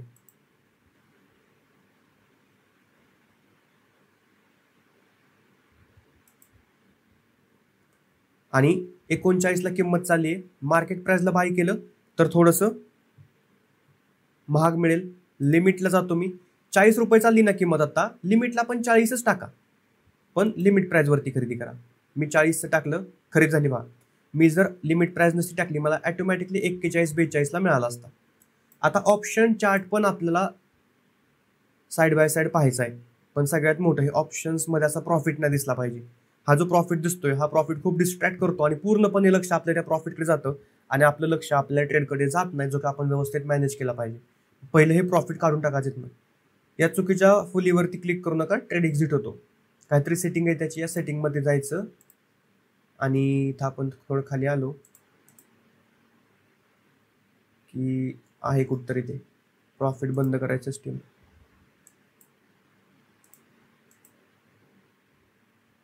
पोझिशन्स इथेच, ते पोझिशनवरती क्लिक केलं, ॲपिअरन्स इथं जायचं याच्यामध्ये, आणि पोझिशन्सवरती क्लिक केलं की ते गेलं. आता आपण हा ट्रेड मॅनेज करू शकतो. आता आपण ट्रेड घेतलाय कुठं? 40 रुपयांना या ठिकाणी. आता आपलं टार्गेट काय असेल? समजा आपलं टार्गेट आहे 70 रुपयांचं, आणि आपला स्टॉप लॉस आहे डेचा लो, जे की आहे हा वाला 1:1.6 होतोय. इथं घेऊया. चला, 26 रुपयांचा आपला स्टॉप लॉस आहे असं आपण कन्सिडर करू, आणि आपलं टार्गेट आहे 70 रुपयांच्या आसपास. आपण पुट खरेदी केलेला आहे, म्हणजे आता मार्केट पडल्यानंतर आपल्याला प्रॉफिट होणार. समजा आपण या ठिकाणी पुट खरेदी केलाय. आता या ठिकाणचा रिस्क रिवॉर्ड रेशो आणि ऑप्शन्सचा रिस्क रिवॉर्ड रेशो खूप वेगळा असतो, कधी कधी अजिबात मॅच होत नाही. आता आपण टार्गेट कुठलं लावले ऑप्शन्समध्ये, की इथं जेव्हा निफ्टी येईल या सपोर्टवरती तेव्हा आपण एक्झिट करणार. इथं पण तेच टार्गेट लावले ऑप्शन्समध्ये, पण पहा की पुट आहे म्हणल्या उलटा चार्ट असतो. इथं मार्केट गेले की आपण एक्झिट करणार आहे, पण ॲक्च्युली जर मार्केट हळूहळू आलं ना खाली तर इथपर्यंतच कुठपर्यंत तर येईल जेव्हा आपलं टार्गेट पूर्ण होईल तर आपल्याला तिथे एक्झिट करावंच लागेल. तर बऱ्याच वेळा असं पण होणार आहे की तुमचा 1:2 निफ्टीमध्ये फॉलो होणार, पण ॲक्च्युली ऑप्शन्समध्ये तुम्हाला 1:1.6च मिळणार, कधी कधी 1.8 मिळणार, असं होणार आहे. तर तो प्रॉफिट घेऊन पण आपल्याला बाहेर पडावं लागणार आहे. कारण की लॉजिक आहे, प्राइस ॲक्शन आपण रीड करतोय तर 1:2 आपला पूर्ण होतोय, सपोर्टवरती मार्केट आले, एक्झिट करावं लागेल. या ठिकाणी जर आपलं टार्गेट समजा पूर्ण झालं तर आपल्याला एक्झिट करावंच लागेल, हा सपोर्ट आहे. त्याच्यामुळे जो काही प्रॉफिट असेल तो घेऊन जावं लागेल. आणि म्हणून इथं रिस्क रिवॉर्ड रेशो थोडा कधी कधी कमी जास्त भेटू शकतो, कधी जास्त पण भेटतो. ऑप्शन सेलिंगमध्ये मोस्टली जास्त भेटतो रिस्क रिवॉर्ड. बऱ्याच वेळा ऑप्शन सेलिंगमध्ये काय होतं, मार्केट इथपर्यंत येतं पण निफ्टी ऑप्शन्समध्ये तिकडे टार्गेट पण पूर्ण झालेलं असतं, कारण की आपण ऑप्शन सेल केलाय तो पटापट पडतो थिटाडिकेमुळे.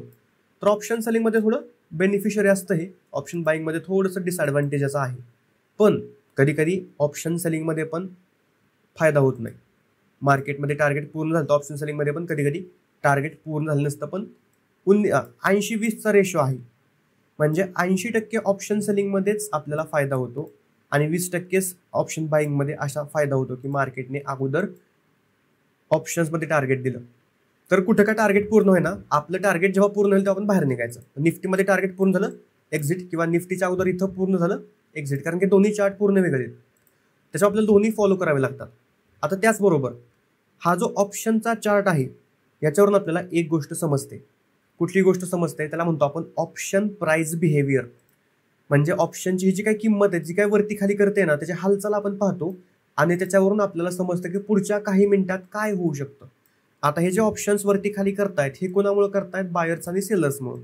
तर होतं काय, समजा निफ्टीमध्ये पुढच्या काही मिनिटांमध्ये एक फॉल येणार असेल, ओके, निफ्टीमध्ये जसा एक मोठा फॉल येणार असेल पुढच्या काही मिनिटांमध्ये, तर ऑप्शन्स प्रीमियम अगोदरच स्ट्रेंथ दाखवायला सुरुवात करतात. आता आपण पुट बाय केलाय तर जर निफ्टीमध्ये फॉल येणार आहे तर हा पुट वाढणार आहे. तर फॉल येण्या अगोदरच या पुटमध्ये आपल्याला थोडी स्ट्रेंथ दिसायला सुरुवात होते. अगोदरच एक 4-5 मिनिटं, 2-4-10 मिनिटं अगोदरच आपल्याला स्ट्रेंथ दिसायला सुरुवात होते आणि त्याच्यावरून पण आपल्याला समजतं की पुढं काहीतरी एखादा मुवमेंट या साईडला येऊ शकतो. अशा प्रकारचे लाईव्ह अनुभव पण तुम्हाला मिळतील. की काय काय अनुभव मिळतील, की मार्केट वरती जात नाहीये पण कॉल ऑप्शन वरती चाललाय.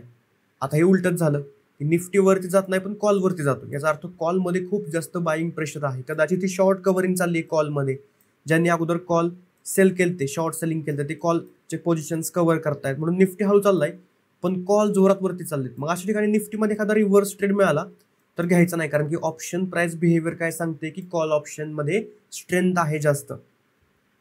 तर तुम्हाला निफ्टीच्या चार्ट बरोबर साइड बाय साइड हा पण चार्ट कम्पेअर करावा लागेल.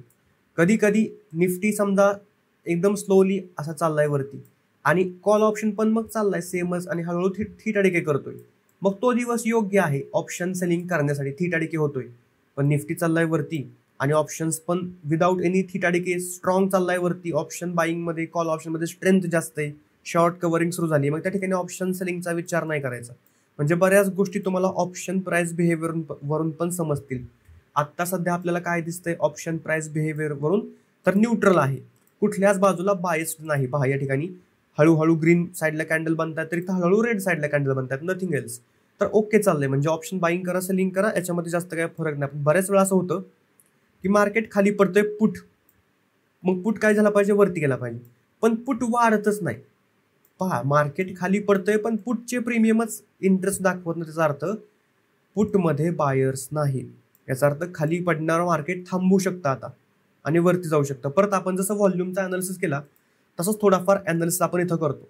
आता एवढं पण डीपमध्ये जायची लगेचच पहिल्या ट्रेडला तुम्हाला गरज नाही, कारण की पहिल्या ट्रेडला हजारो कॉन्सेप्ट एकत्र आणून तुम्ही नाही करू शकणार ट्रेडिंग. रोज एक एक अनुभव तुम्हाला येईल, एक एक टप्पा शिकता येईल. तर हे सगळं आता विषय अनुभवाचा आहे. मी तुम्हाला आतापर्यंत शेकडो पॉईंट सांगितले वेगवेगळे, ते एका क्लासमध्ये समजणारे नाहीत. तर हे तुम्हाला स्वतःला 6 महिन्यांची प्रॅक्टिस करावी लागेल, ऑप्शन्समध्ये 4 महिन्यांची करावी लागेल, 50 ट्रेड करावे लागतील. प्रत्येक ट्रेडच्या मागे काही ना काही शिकावं लागेल. ते शिकलेलं लिहून घेतलं पाहिजे की या ट्रेडच्या मागे मी हे शिकलो, आज ऑप्शन्समध्ये हे वेगळं झालं, हे वेगळं झालं, हे कसं काय वेगळं झालं, मग याच्यामध्ये मला माहित नाही काय झालं, मग हे मला विचारलं पाहिजे तुम्ही. हा अभ्यास केल्यानंतर तुम्ही एक 4 महिन्यांमध्ये परफेक्ट व्हाल. नाही तर ऑप्शन्समध्ये परफेक्ट व्हायला 2 वर्ष तर कमीत कमी जातात. जर स्वतः अभ्यास करून स्वतः ट्रेडिंग करताय तर, ते पण मनापासून जर स्वतः करताय, मार्गदर्शन आहे तर 4 महिने लागतात ऑप्शनमध्ये, 4 ते 6 महिने परफेक्ट व्हायला. ते पण कन्सिस्टंट ऑप्शन्सचा अभ्यास करणे अभ्यास करणं म्हणजे रोज ट्रेडिंग नाही केलं तरी चालेल, पण ऑप्शन्समध्ये रोजचा अभ्यास, रोजची काय प्राइस ॲक्शन झाली, मग कुठल्या प्रीमियमने किती मुवमेंट केला, मग ते डेल्टा थीटा गामाच्या हिशोबाने आहे का, मार्केट आज 2 तास साडवेज गेलं, मग त्या ठिकाणी किती थीटा डेके झाला, 20 पॉईंट झाला, मग 20 पॉईंट झाला, पण जेव्हा तो थीटा डेके सुरू होणार होता, आपण एंट्री करणार होतो, त्याच्या अगोदर त्या ऑप्शन प्रीमियममध्ये थीटा किती होता, 70 पॉईंट होता, मग त्यातले 20 गेले, मग किती वेळात किती गेला, हा सगळा अंदाज. तुम्हाला इंटरेस्ट पाहिजे मार्केटचा अभ्यास करायला, तेव्हा जाऊन तुम्ही ऑप्शन्समध्ये या सगळ्या गोष्टी समजून घ्याल, आणि या सगळ्या गोष्टी समजून घेतल्यानंतर ऑप्शन्स ट्रेडिंग करायला कॉन्फिडन्स येतो, आणि कधी मग ट्रेड करायचा आहे, कधी नाही करायचा, कधी ऑप्शन बाईंग केलं पाहिजे, कधी सेलिंग केलं पाहिजे, कधी थांबलं पाहिजे, ह्या सगळ्यावरती तुमचा कंट्रोल येतो आणि हे सगळं समजतं तुम्हाला. आता मग ऑप्शन बाईंग सोपं आहे. मार्केट वरती चाललंय कॉल बाय करा, मार्केट खाली पडते पुट बाय करा. एवढं समजून घेतलं तरी पण तुम्हाला प्रॉफिट होईल. पण मग बऱ्याच वेळा असं होणार की मार्केट वरती जाणार, तुमचा कॉल वाढणारच नाही, कारण तुम्ही विक्स पाहिलेलं नसतो, मार्केटची व्होलॅटिलिटी पाहिलेली नसते, तुम्ही ऑप्शन प्राइस बिहेवियरमध्ये काय चाललंय पाहिलेलं नसतं. आता हे एक क्लास झाला, आपण लाईव्ह क्लास घेणार आहे, त्याच्यामध्ये पण हे रिपीटेडली आपण शिकणार आहे. लाईव्ह क्लास झाल्यानंतर परत आपण रिव्हिजन क्लासेस घेणार आहे भरपूर, त्याच्यामध्ये पण तुमचे डाऊट्स हे सगळे क्लिअर होतील.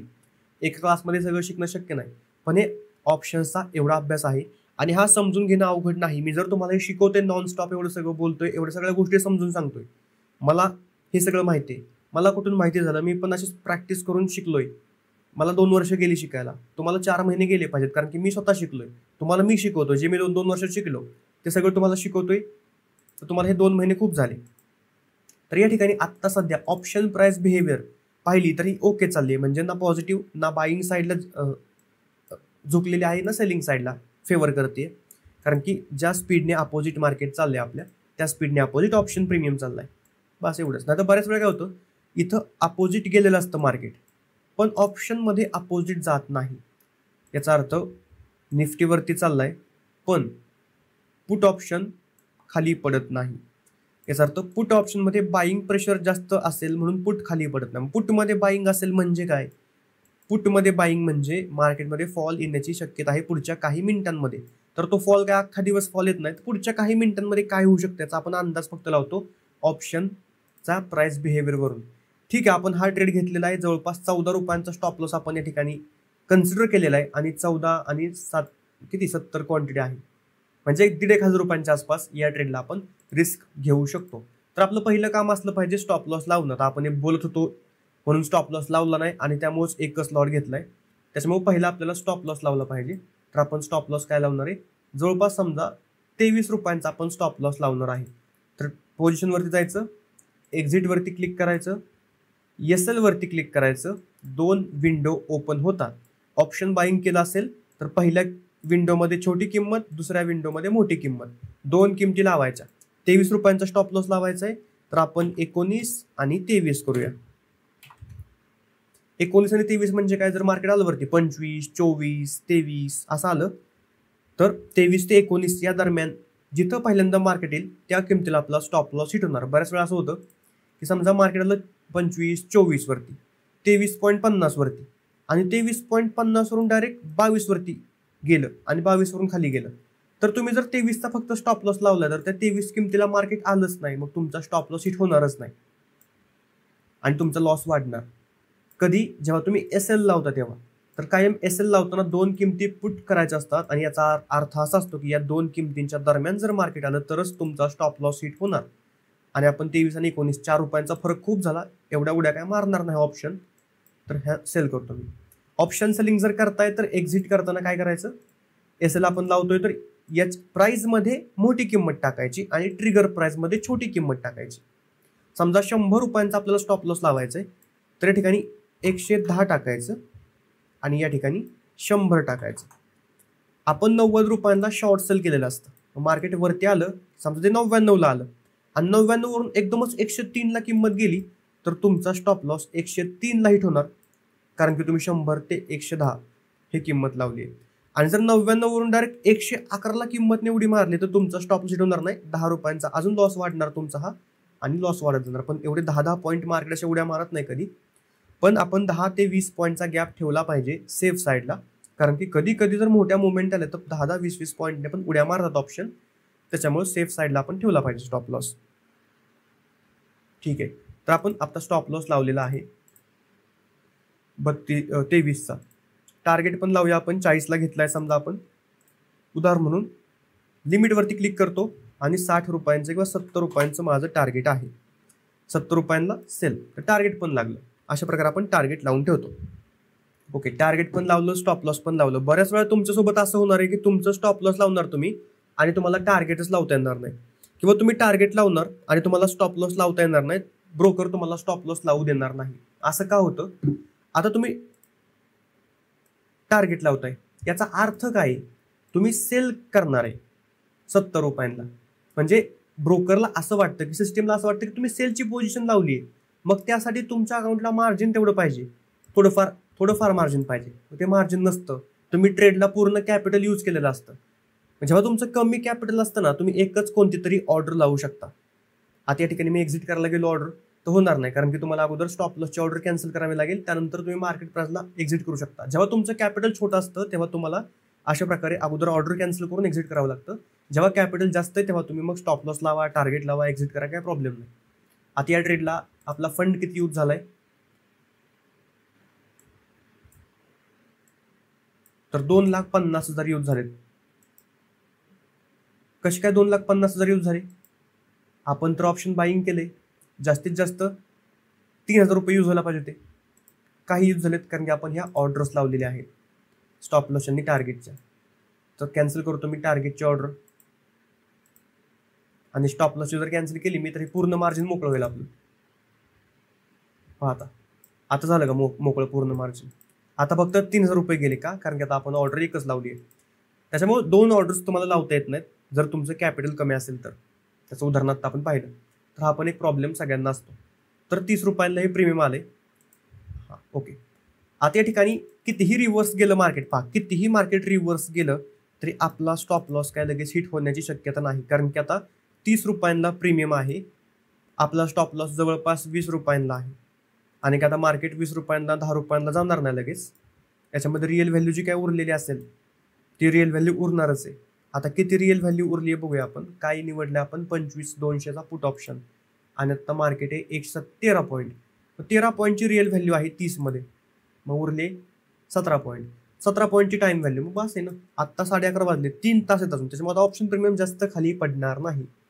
या ठिकाणी मार्केट साईडवेज जरी गेलं किंवा इथं आपला स्टॉप लॉस जरी गेला तरी ऑप्शन्स प्रीमियममध्ये आपला स्टॉप लॉस जाणार नाही, कारण की आपण स्वस्तातला खरेदी केलाय, त्याच्यामध्ये टाइम व्हॅल्यू जास्त नाही. त्याच्यामुळे मार्केट साईडवेज जरी गेलं तरी आता फक्त 13 पॉईंट त्याच्यामध्ये टाइम व्हॅल्यू उरली, 17 पॉईंट काय असेल ती, आणि 3 तास बाकी आहेत. तर भरपूर आपल्याला वेळ आहे अजून, आणि हा प्रीमियम काय लगेच पण आपला स्टॉप लॉस हिट होणार नाही. त्याच्यामुळे इथून रिव्हर्स झालं मार्केट तर हा सपोर्ट करेल आपल्याला. आणि आपण इन द मनीवाला घेतलाय आणि मार्केट जर आजचा निफ्टी पाहिला तर स्लो मुवमेंट आहे. तुम्हाला दिसायला दिसतंय का हे खूप जास्त निफ्टी पडलाय सकाळपासून? हा खूप जास्त आहे का? मोजून तर दाखवलं तुम्हाला, मोजून. आता मी मोजलं नाही पण दाखवतो तुम्हाला किती पडलाय. तर टॉप टू बॉटम फक्त 90 पॉईंट आहेत. असं वाटतंय 400 पॉईंट निफ्टी पडलाय, पण ऍक्च्युली पडलाय 90 पॉईंटने फक्त. दिसायला आपल्याला काय पण दिसतं, पण आपण ते मोजलं पाहिजे. तुम्हाला मी ते इंडिया विक्स शिकवताना शिकवलंय की दिसायला कॅन्डल सगळ्या सेम दिसतात आणि एवढा मोठा फॉल वाटतोय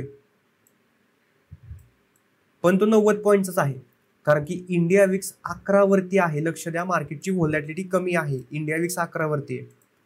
आजचं मार्केट पण तुम्हाला शांत वाटतंय. आत्ताची ही कॅन्डल खूप मोठी आली अचानक असं तुम्हाला वाटलं. ही कॅन्डल खूप मोठी आली, पण ही ऍक्च्युली 40 पॉईंटचीच कॅन्डल आहे. अशा मोठ्या कॅन्डल म्हणजे 200 पॉईंटच्या कॅन्डल असतात रेग्युलर मार्केटमध्ये. पण आता व्हॉलॅटिलिटी कमी झाली आहे, 11 वरती आहे इंडिया विक्स, तर मार्केट शांत आहे. जेव्हा मार्केट शांत असतं ऑप्शन प्रीमियम स्वस्त असतात. आहेत का? स्वस्त आहेत. आणि अशा ऑप्शन स्वस्त प्रीमियममध्ये टाइम व्हॅल्यू कमी असते. आपण थीटामध्येच शिकलो, वेगामध्ये शिकलो. व्हॉलॅटिलिटी जास्त असेल, 15-20 असेल तर ऑप्शन प्रीमियम महाग मिळतात आणि त्याच्यामध्ये टाइम व्हॅल्यू जास्त असते. आणि आता इंडिया विक्स कमी आहे तर टाइम व्हॅल्यू कमी असते. तर टाइम व्हॅल्यू आत्ता ऑटोमॅटिकली पाहिलं आपण सगळीकडे कमी आहे. त्याच्यामुळे आपण ऑप्शन सेलिंग नाही करू शकत, कारण की टाइम व्हॅल्यू उरलीच नाही. 5 आणि 10 पॉईंट फक्त टाइम व्हॅल्यू उरली आहे प्रत्येक ऑप्शन प्रीमियममध्ये. तर मग कमी विक्समध्ये ऑप्शन बाईंग करणं ओके असतं, सेफ असतं. आपण पण ऑप्शन बाईंग केलंय आणि आपला हा ट्रेड चालू आहे. तर अशा प्रकारे इंडिया विक्सचा पण थोडाफार रोल या ठिकाणी असतो की इंडिया विक्स 11 चाललाय हे आपण पाहिलं, आणि मग त्याचबरोबर इंडिया विक्स पाहण्या अगोदर आपण सगळ्या गोष्टी चेक केल्या आणि आपल्याला हे पण समजलं होतं की ऑप्शन प्रीमियममध्ये टाइम व्हॅल्यू उरलेलीच नाही. आणि हे इंडिया विक्स पाहून आपण सांगितलं का? नाही, आपण कॅल्क्युलेशन्स केले. की 70 रुपयांना प्रीमियम आहे आणि त्याच्यामध्ये 60 रुपये तर रिअल व्हॅल्यू आहे, मग 10 रुपये टाइम व्हॅल्यू आहे, संपला विषय. मग टाइम व्हॅल्यू कमी असेल तर बिनधास्त ऑप्शन बाईंग करायचं. आता पहा, आपल्या स्टॉप लॉसच्या जवळ मार्केट जाऊन आलं.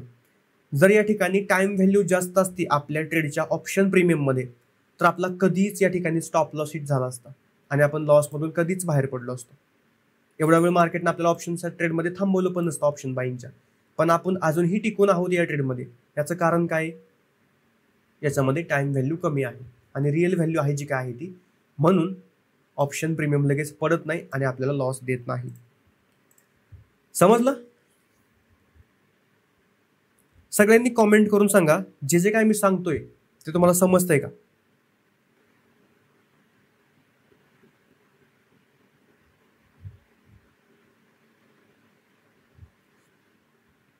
हे खूप डीप पॉइंट आहेत.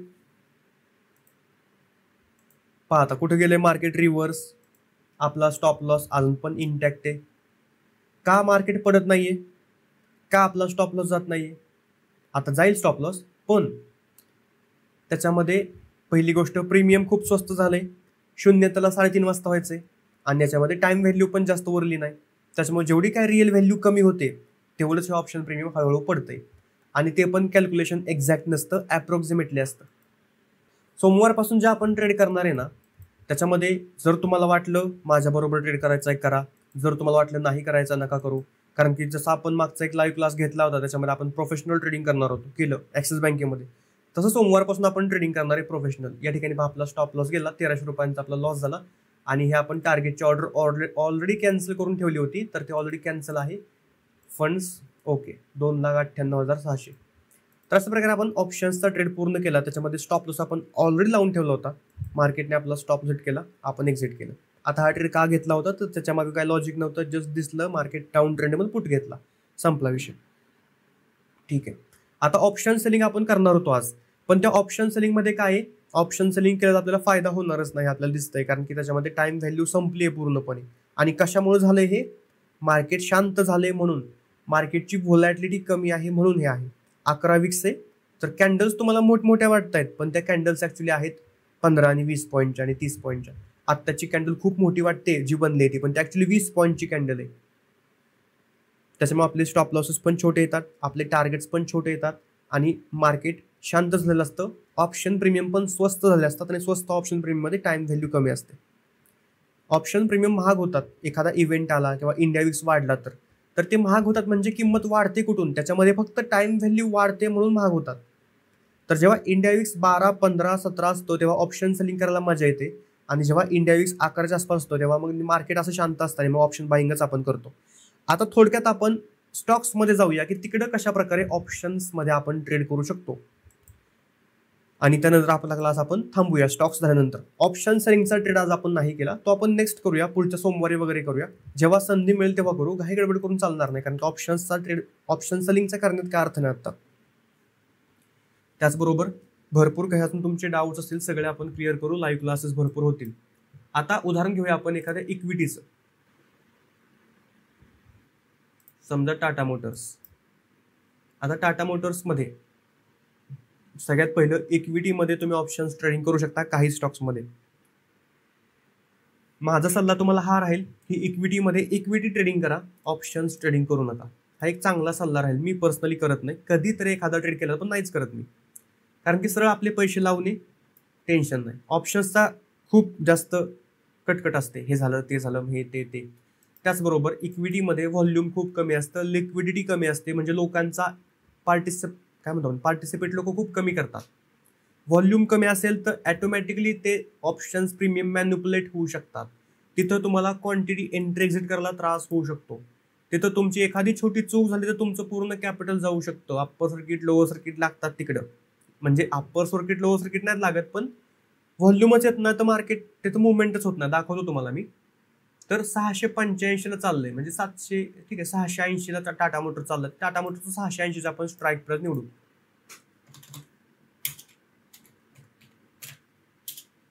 टाटा मोटर 680 सर्च केलं तर आहे अवेलेबल. 680चा कॉल ऑप्शन मी ऍड करतो. या ठिकाणी फक्त मंथली एक्सपायरी असते, वीकली एक्सपायरी नसते.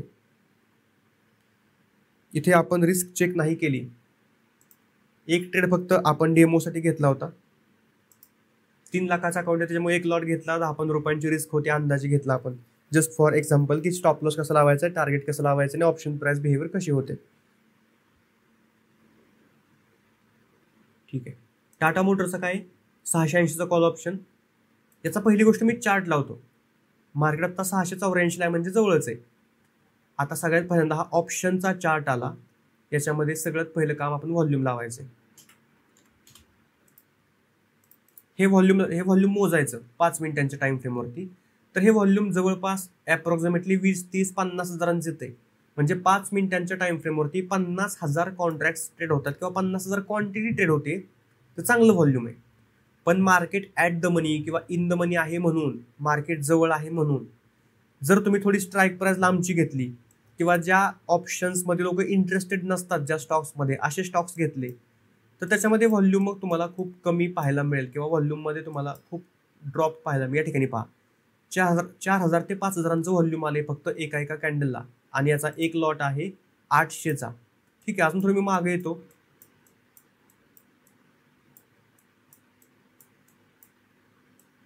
ओके,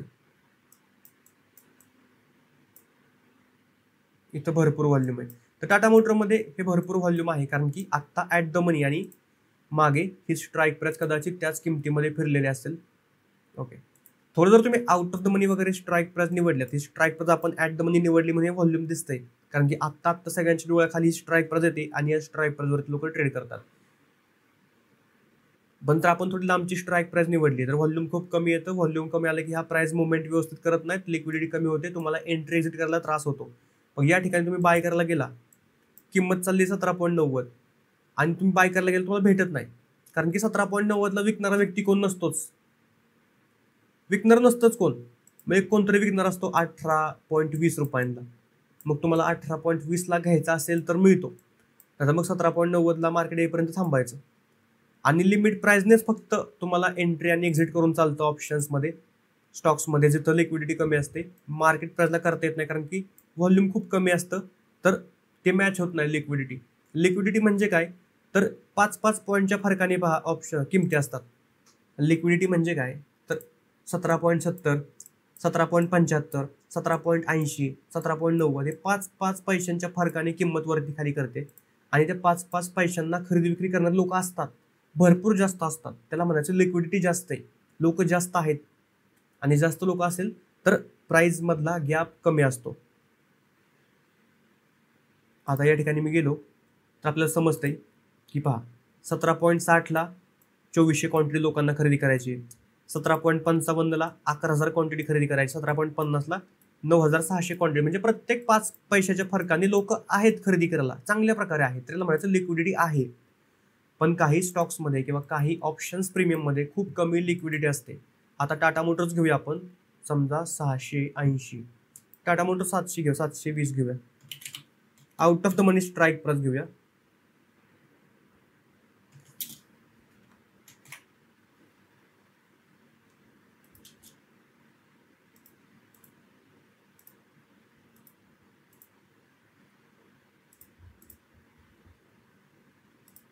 टाटा मोटर्स 720 रुपयांना किंमत याची. ओके, आता हा पण टाटा मोटरचाच ऑप्शन प्रीमियम आहे, फक्त मी स्ट्राईक प्राइस थोडी बदलली. तर या ठिकाणी काय झाले पहा, आजचाच हा चार्ट आहे. तर इथं मध्ये तुम्हाला 3 डॉट दिसत आहेत, 3 डॉट. याचा अर्थ काय, प्राइस मुवमेंट झालीच नाही त्या ठिकाणी. का नाही झाली, कारण की त्या 15 मिनिटात एकही क्वांटिटी ट्रेड झाली नाही, व्हॉल्यूम आलंच नाही. पहा 0 व्हॉल्यूम, इथं पण 0-0-0, म्हणजे या 15 मिनिटात कोणत्याही बायर्सने सेलरने बाय सेल केलं नाही. परत त्याच्यापुढे एक मोठी रेड कॅन्डल आली, पण त्या रेड कॅन्डलला फक्त 3 लॉट ट्रेड झालेत, फक्त 3 लॉट, 8-24, 2,400 व्हॉल्यूम आले, फक्त 3 लॉट ट्रेड झाले. त्याच्या अगोदरच्या कॅन्डलला फक्त 1 लॉट ट्रेड झालाय. परत त्याच्यानंतरच्या कॅन्डल्सला व्हॉल्यूमच नाही. म्हणजे बऱ्याच ऑप्शन्सच्या चार्टवरती अशा प्रकारे खूप कमी लिक्विडिटी असते.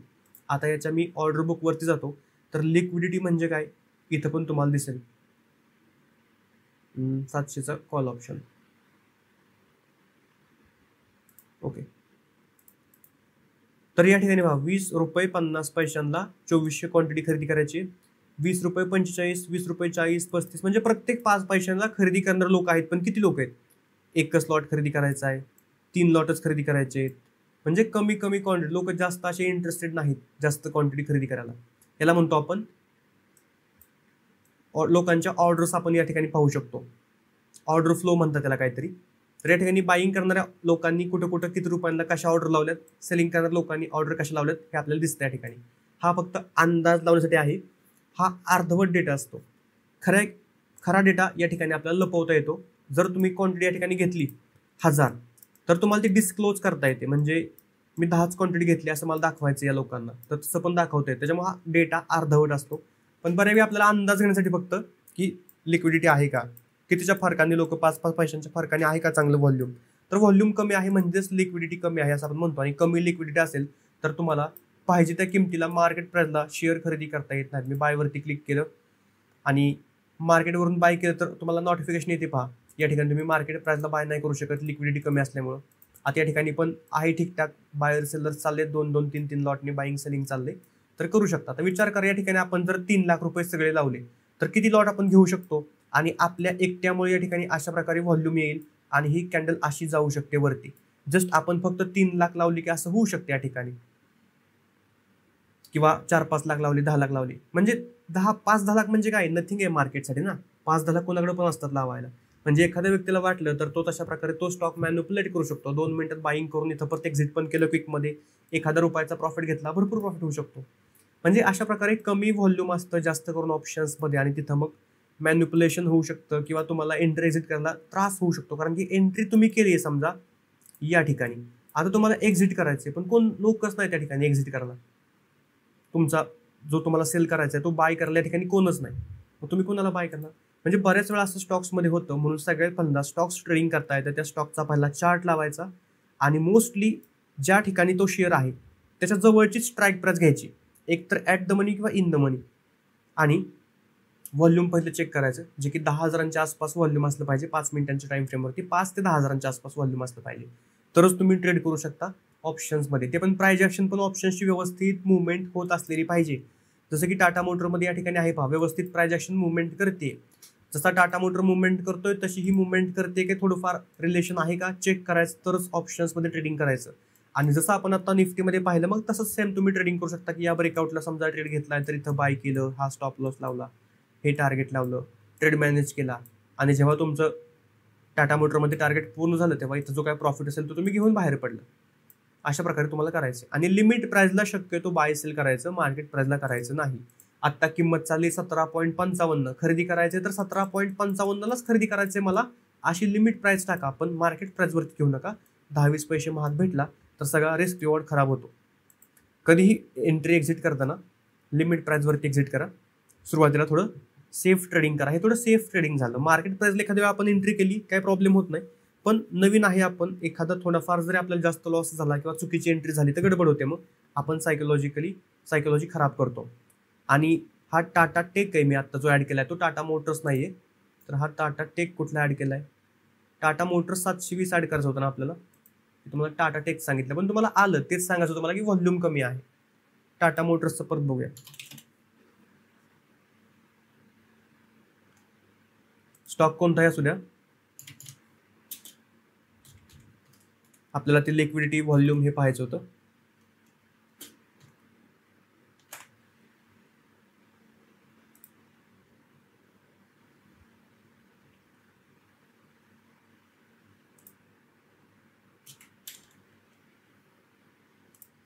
टाटा मोटर लावला आपण आता. हे पहा कशी प्राइस आहे. जर ऑप्शन्समध्ये अशी प्राइस असेल तर अजिबात ऑप्शन्स ट्रेडिंग करायचं नाही इक्विटीमध्ये. व्हॉल्यूम आहे का तर व्हॉल्यूम आहे, पण हे खूपच जास्त फ्लक्च्युएटिंग. पहा पहिली कॅन्डल पण कशी आली एकदमच खाली गेली, परत ती वरती गेली. का, कारण की इझिली लोक मॅन्युप्युलेट करू शकतात. 1-2 रुपयांना हा प्रीमियम आहे आणि त्याच्यामध्ये तुम्ही एक 1000 लॉट घेऊ शकता 5-10 रुपये लावले. त्याच्यामुळे व्हॉल्यूम पण आहे ठीकठाक या ठिकाणी. पण हे मग खेळल्यागत होते, मार्केटसोबत खेळतायत लोक. हे गरज नाही अशा स्टॉक्समध्ये आपल्याला ट्रेडिंग करायची. इंडेक्समध्ये काय म्हणतो आपण ऑप्शन्समध्ये तर अवॉइड करायची. जिथं स्मूथ प्राइस ॲक्शन चाललेलं असेल ऑप्शन्स चार्टवरती, त्याचबरोबर व्हॉल्यूम पण जास्त असेल तिथंच तुम्ही स्टॉक ऑप्शन्समध्ये ट्रेडिंग करू शकता. आणि काहीतरी स्टॉक ऑप्शन्सची न्यूज पण आता परत येते, काहीतरी सेबी नवीन नियम काढते. तो नियम काढल्यानंतर फायनल झाल्यानंतर बघू पण त्याच्याने परत स्टॉक्समध्ये व्हॉल्यूम अजून कमी होण्याची शक्यता आहे, असं मी कुठेतरी काहीतरी वाचलंय. तर स्टॉक्समध्ये शक्यतो ऑप्शन्स करू नका, आणि जर करणार असाल तर ज्याच्यामध्ये जास्त व्हॉल्यूम आहे आणि प्राइस ॲक्शन स्मूथ आहे त्याच स्टॉक्समध्ये ट्रेडिंग करा, जे की at the money, slightly in the money, strike price निवडा. एवढं केलं की तुम्हाला काही प्रॉब्लेम येणार नाही. आणि मग मॅनेजमेंट सेम ठेवा. आणि जे काही तुम्ही ऑप्शन्स ट्रेडिंग करताय, तुम्हाला थोडा स्वतःवरती डाऊट आहे की मी बरोबर करतोय का चुकीचा करतोय, तर एक व्हिडिओ बनवा. भरपूर लोक मला व्हिडिओ पाठवत आहेत, सगळ्यांचा मी चेक करतोय. व्हिडिओ बनवा की मी इथं ट्रेड घेतलाय निफ्टीमध्ये, इथं घेतलाय ऑप्शन्समध्ये, मला हे वाटतंय, हे समजलंय म्हणून मी घेतलाय, आता मी हे करतोय आणि हे झालं. सगळं पाठवा, म्हणजे मला समजेल की तुम्ही ऑप्शनबद्दल काही चुकीचं समजून घेतलंय का, तुम्ही काही चुकीचं करताय का, तुम्हाला किती समजलं हे मला समजेल. तर तुमचं काम आहे की हे करणं, मला पाठवणं. कारण की हे एकट्याचं काम नाही माझं, दोघांचं मिळून काम आहे. जर तुम्हाला परफेक्ट व्हायचं या कोर्समध्येच तर हे करावं लागेल, भरपूर वेळ द्यावा लागेल प्रॅक्टिससाठी. ठीक आहे, डन. समजतंय का? खूप जास्त काय काय शिकतो आपण, कॉन्सेप्ट्स आहेत ते.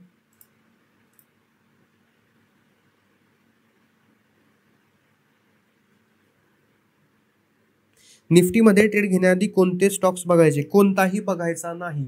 निफ्टीमध्ये जेव्हा ट्रेड करताय तेव्हा फक्त निफ्टी बघायचा, दुसरा कोणताही शेअर बघायचा नाही. असं भरपूर वेळा मी युट्यूबला पण ऐकलेलं असतं की निफ्टीमध्ये जर आपल्याला ट्रेड करायचा आहे किंवा बँक निफ्टीमध्ये जर ट्रेड करायचं तर बँक निफ्टीचा कॉम्पोनंट असतो HDFC मोठा आहे, निफ्टीचा रिलायन्स, HDFC, त्यांना अगोदर बघायचं ते काय करतायत, मग निफ्टीमध्ये ट्रेड करायचा. असं अजिबात करू नका, खूप कन्फ्युजन होईल. मी एकदा ट्राय करून पाहिलं, बॅक टेस्टिंग करून पाहिलं. मी हे तुम्हाला सांगतो म्हणजे मी ह्याच्यावरती अभ्यास केलाय की मी एकदा हे पाहिलं की मी आता निफ्टी, बँक निफ्टी काहीच बघणार नाही. आणि मी पूर्ण माझ्या स्ट्रॅटेजी बॅक टेस्ट केल्या आणि फॉरवर्ड टेस्ट पण केल्या, तर काय फरकच नाही पडत. जेव्हा आपण बॅक टेस्टिंग करतो ना, 5 सेकंड पुल बॅक झाला इथं, किंवा इथं एक रिव्हर्स झालाय, ट्रॅप झालाय, ब्रेकआउट फेल झालाय, हे सेटअप आहेत ना, ते सगळे वर्क करतायत. तर हे सेटअप वर्क करतायत, मार्केट फॉलो करतायत, तेव्हा आपण बघतोय का की इथं निफ्टी काय करत होता, सॉरी इथं रिलायन्स काय करत होता, इथं HDFC नाही बघत आपण. मग चालू मार्केटला कशाला आपण काहीतरी गडबड करतोय, हा स्टॉक बघा, तो स्टॉक, अजिबात काय करायचं नाही. फक्त निफ्टीला निफ्टी बघायचा, बँक निफ्टी ट्रेड करताय फक्त बँक निफ्टी बघायचा. एकाच गोष्टीवरती काहीतरी फोकस करा, उड्या मारू नका. कारण की मार्केटमध्ये ऑलमोस्ट 90% लोक बँक निफ्टी ट्रेडिंग करतायत, तर ते HDFCला पाहणार, ICICIला पाहणार, HDFCला पाहणार काय करतायत आणि त्यानंतर ठरवणार. तसं पर्सनली मी करत नाही, कारण की मी भरपूर वेळा टेस्टिंग करून पाहिले मागं की ते न पाहता पण निफ्टीमध्ये रोज सेकंड पुल बॅक वर्क बनतोय, वर्क होतोय, रोज ब्रेकआउट फेल होतोय, वर्क होतोय, रिटेस्ट फेल होतोय, वर्क होतोय, सगळं वर्क होतंय 60%, 70% ॲक्युरसीने. तर मग जेव्हा लाईव्ह ट्रेडिंगची वेळ येते तेव्हा आपण हे सगळं शिकलेलं सोडतो आणि ते HDFC काय करतो, रिलायन्स काय करतो, मग निफ्टीमध्ये घेऊ का ट्रेड, नको, तेच काहीतरी चालू राहतं आपलं. तर असं नाही करायचं. झिरोदामध्ये स्क्रीनशॉट कसा काढायचा मॅकबुकला? कोटकमध्ये इव्हिनिंग स्टारमध्ये ट्रेड झाला, थोडं समजते. ओके, परत पहा. मग मॅकबुकवरती कसा स्क्रीनशॉट काढ झिरोदाला, हा प्रश्न तुम्ही आहे तसा कॉपी पेस्ट करा ChatGPT वरती, तुम्हाला सगळे कॉन्फिगरेशन मिळतील, काय काय करायचे सगळे. ती बटणं सांगेल कुठली बटणं दाबायची, मग तुमचा स्क्रीनशॉट निघेल.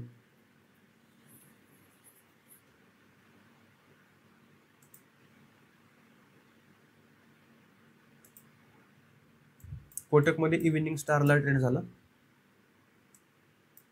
इव्हिनिंग स्टारच्या अगोदर स्ट्रॉंग हॅमर पण बनली होती, इन्व्हर्ट हॅमर. हा सेकंड पुल बॅक पण आहे, फक्त ट्रॅप नाही झाला म्हणता येईल. ठीक आहे, चला तुमचे काही प्रश्न असतील तर विचारा. आज आपण काही ट्रेड नाही करणार या क्लासला. या क्लासमध्ये आपण भरपूर काही शिकलोय. डोक्यात तुमच्या आता खिचडी झाली असेल डोक्याची, एवढं काही शिकलोय. परत पहा आणि महत्त्वाचे मुद्दे फक्त नोट डाऊन करून घ्या, म्हणजे परत हा रेकॉर्डिंग व्हिडिओ पाहायची गरज लागणार नाही. जे काय तुम्ही लिहून घेतलंय तेच तुम्ही रिवाइज कराल. काही डाऊट्स असतील तर विचारा. चला, उद्या आपण दुपारचा सकाळचा ट्रेड नाही करणार, उद्या रिलॅक्स आहे. आणि सोमवारपासून मग रोज ट्रेडिंग करणार आहे, ते पण फक्त लॉजिकल ट्रेड्स, जे आतापर्यंत आपण शिकलो तेव्हा आपण कॉपी पेस्ट करून ट्रेडिंग करणार आहोत. ठीक आहे, याचं रेकॉर्डिंग तुम्हाला मिळून जाईल आज रात्री मिळेल, कारण की आता मी लगेच बाहेर निघालो, एक मीटिंग आहे माझी पण 12:30 वाजता. त्याचं रेकॉर्डिंग तुम्हाला रात्री देतो मी. ITM, ATM, OTM एक्सप्लेन करा, हे मी संध्याकाळच्या क्लासला करतो. हे संध्याकाळी विचारा, संध्याकाळच्या क्लासला सांगतो तुम्हाला, कारण की आता सांगितलं असतं मी, पण मी एवढं जास्त काही कॉन्सेप्ट ऑप्शनचे सांगितलेत ना, त्याच्यामुळे आता काही सांगणार नाही. म्हणजे सांगायला का मी एक तास शिकू शकतो अजून, पण तुम्हाला सगळं विसरून झालं, म्हणजे शिकला पण तुम्ही डोक्यातून विसरून जा. ऑप्शन ट्रेडिंग मधून खरंच प्रॉफिटेबल ट्रेडर होता येतं का? ऑप्शन सेलिंग जर तुम्ही करत असाल ना, आता जेवढं मला नॉलेज ऑप्शन सेलिंगचं, एक जे की रिस्क मॅनेजमेंट कशी करून लॉस कसा कंट्रोल करायचा, प्रॉफिट होईल नंतरचा विषय येतो. पण रिस्क कंट्रोल जर करता तुम्हाला ऑप्शन सेलिंग मध्ये तुम्ही डोळे प्रॉफिटेबल, तिथं जास्त कष्ट घ्यावे लागत नाही. ऑप्शन बाईंग करायचं असेल तर ऑप्शन बाईंग मध्ये प्रॉफिटेबल होणं हे खूप जास्त मॅच्युअर लोकांचं आणि स्किलचं काम आहे. मॅच्युअर तुमचे विचार मॅच्युअर पाहिजेत. म्हणजे दिवसात एखादा दुसरा ट्रेड करायचा, तो पण जिथे जास्त कन्फर्मेशन आहे तिथंच ट्रेड करायचा. ऑप्शन बद्दल सगळी माहिती तुम्हाला असली पाहिजे. तुम्ही महिन्यातून महिने ऑप्शनमध्ये प्रॉफिट कराल, पण लॉंग टर्म मध्ये नाही टिकणार.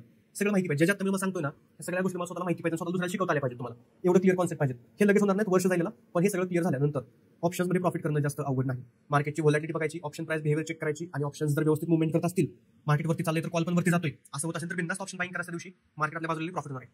ऑप्शन बाईंग मध्ये प्रॉफिटेबल होणं जास्त अवघड नाही. फक्त ते तुमच्यावरती की तुम्ही कसा विचार करताय. तुम्ही ट्रेडिंग करायच्या अगोदरच ठरवलं की अवघड आहे, संपला विषय. तुम्ही एका दिवसात 3 ट्रेड केले ऑप्शन बाईंग मध्ये, संपला विषय. तुम्ही जर फक्त 1:2 फॉलो केला, झालं का? बऱ्याच तुम्हाला अडचणी येऊ शकतात ऑप्शन ट्रेडिंग करताना, तर त्या तुम्ही मला विचारल्या पाहिजेत व्हॉट्सअपवरती. तेव्हा तुमची फास्ट प्रगती होईल. थीटा फक्त एक्सपायरीला यूज नाही, थीटा प्रत्येक दिवशी यूज करायचा. फक्त एक्सपायरी दिवशी काय असतं, जेवढा काही थीटा शिल्लक आहे तो सगळा शून्य होणार असतो. बुधवारी काय असतं, 100 रुपये थीटा आहे तर आपण अंदाजे 50 रुपये आज कमी होईल असं म्हणू शकतो, जर मार्केट साईड दिलं तर. एसबीआय मध्ये बिअरिश कॅन्डलला शॉर्ट सेल करू शकतो का? कुठल्या बिअरिश? टॉपच्या बिअरिश कॅन्डलला शॉर्ट सेल करू शकतो का? पहा आता काल शिकलो आपण रात्री ब्रेकआउट फेल सेटअप. हा ब्रेकआउट झाला, फेल गेला. का फेल गेला? शॉर्ट कव्हरिंग पूर्ण झाली, शॉर्ट कव्हरिंग उरली नाही. ह्याचे ब्रेकआउट फेल गेले आपण शॉर्ट सेल करतो. मी तर तुम्ही ट्रेड घेतला असता तर चालला असतं, पण या ठिकाणी झाला काय प्रॉब्लेम? स्मार्ट एंट्री आपल्याला मिळाला पाहिजे या ठिकाणी कुठतरी, तेव्हा आपल्याला योग्य रिस्क एवढं मिळाला असता. तर हा ट्रेड इथं जर आला असता मी घेतला नसता. भले हा ब्रेकआउट फेल आहे तर हा ट्रेड मी घेतला, भले चाललाय पण डायरेक्शनला, पण मी घेतला नसता, कारण की 1:2 फॉलो करायला एवढं मोठं टार्गेट मला ठेवायला लागते, जे की अवघड जर पूर्ण होणं. ठीक आहे, चलो क्लास बंद करतो आजचा. याचा रेकॉर्डिंग तुम्हाला मी पाठवून देतो, आज रात्री मिळेल. काही डाऊट्स असतील तर विचारा व्हॉट्सअपवरती. थोड्या वेळात मी व्हॉट्सअप पण चेक करतो दुपारनंतर.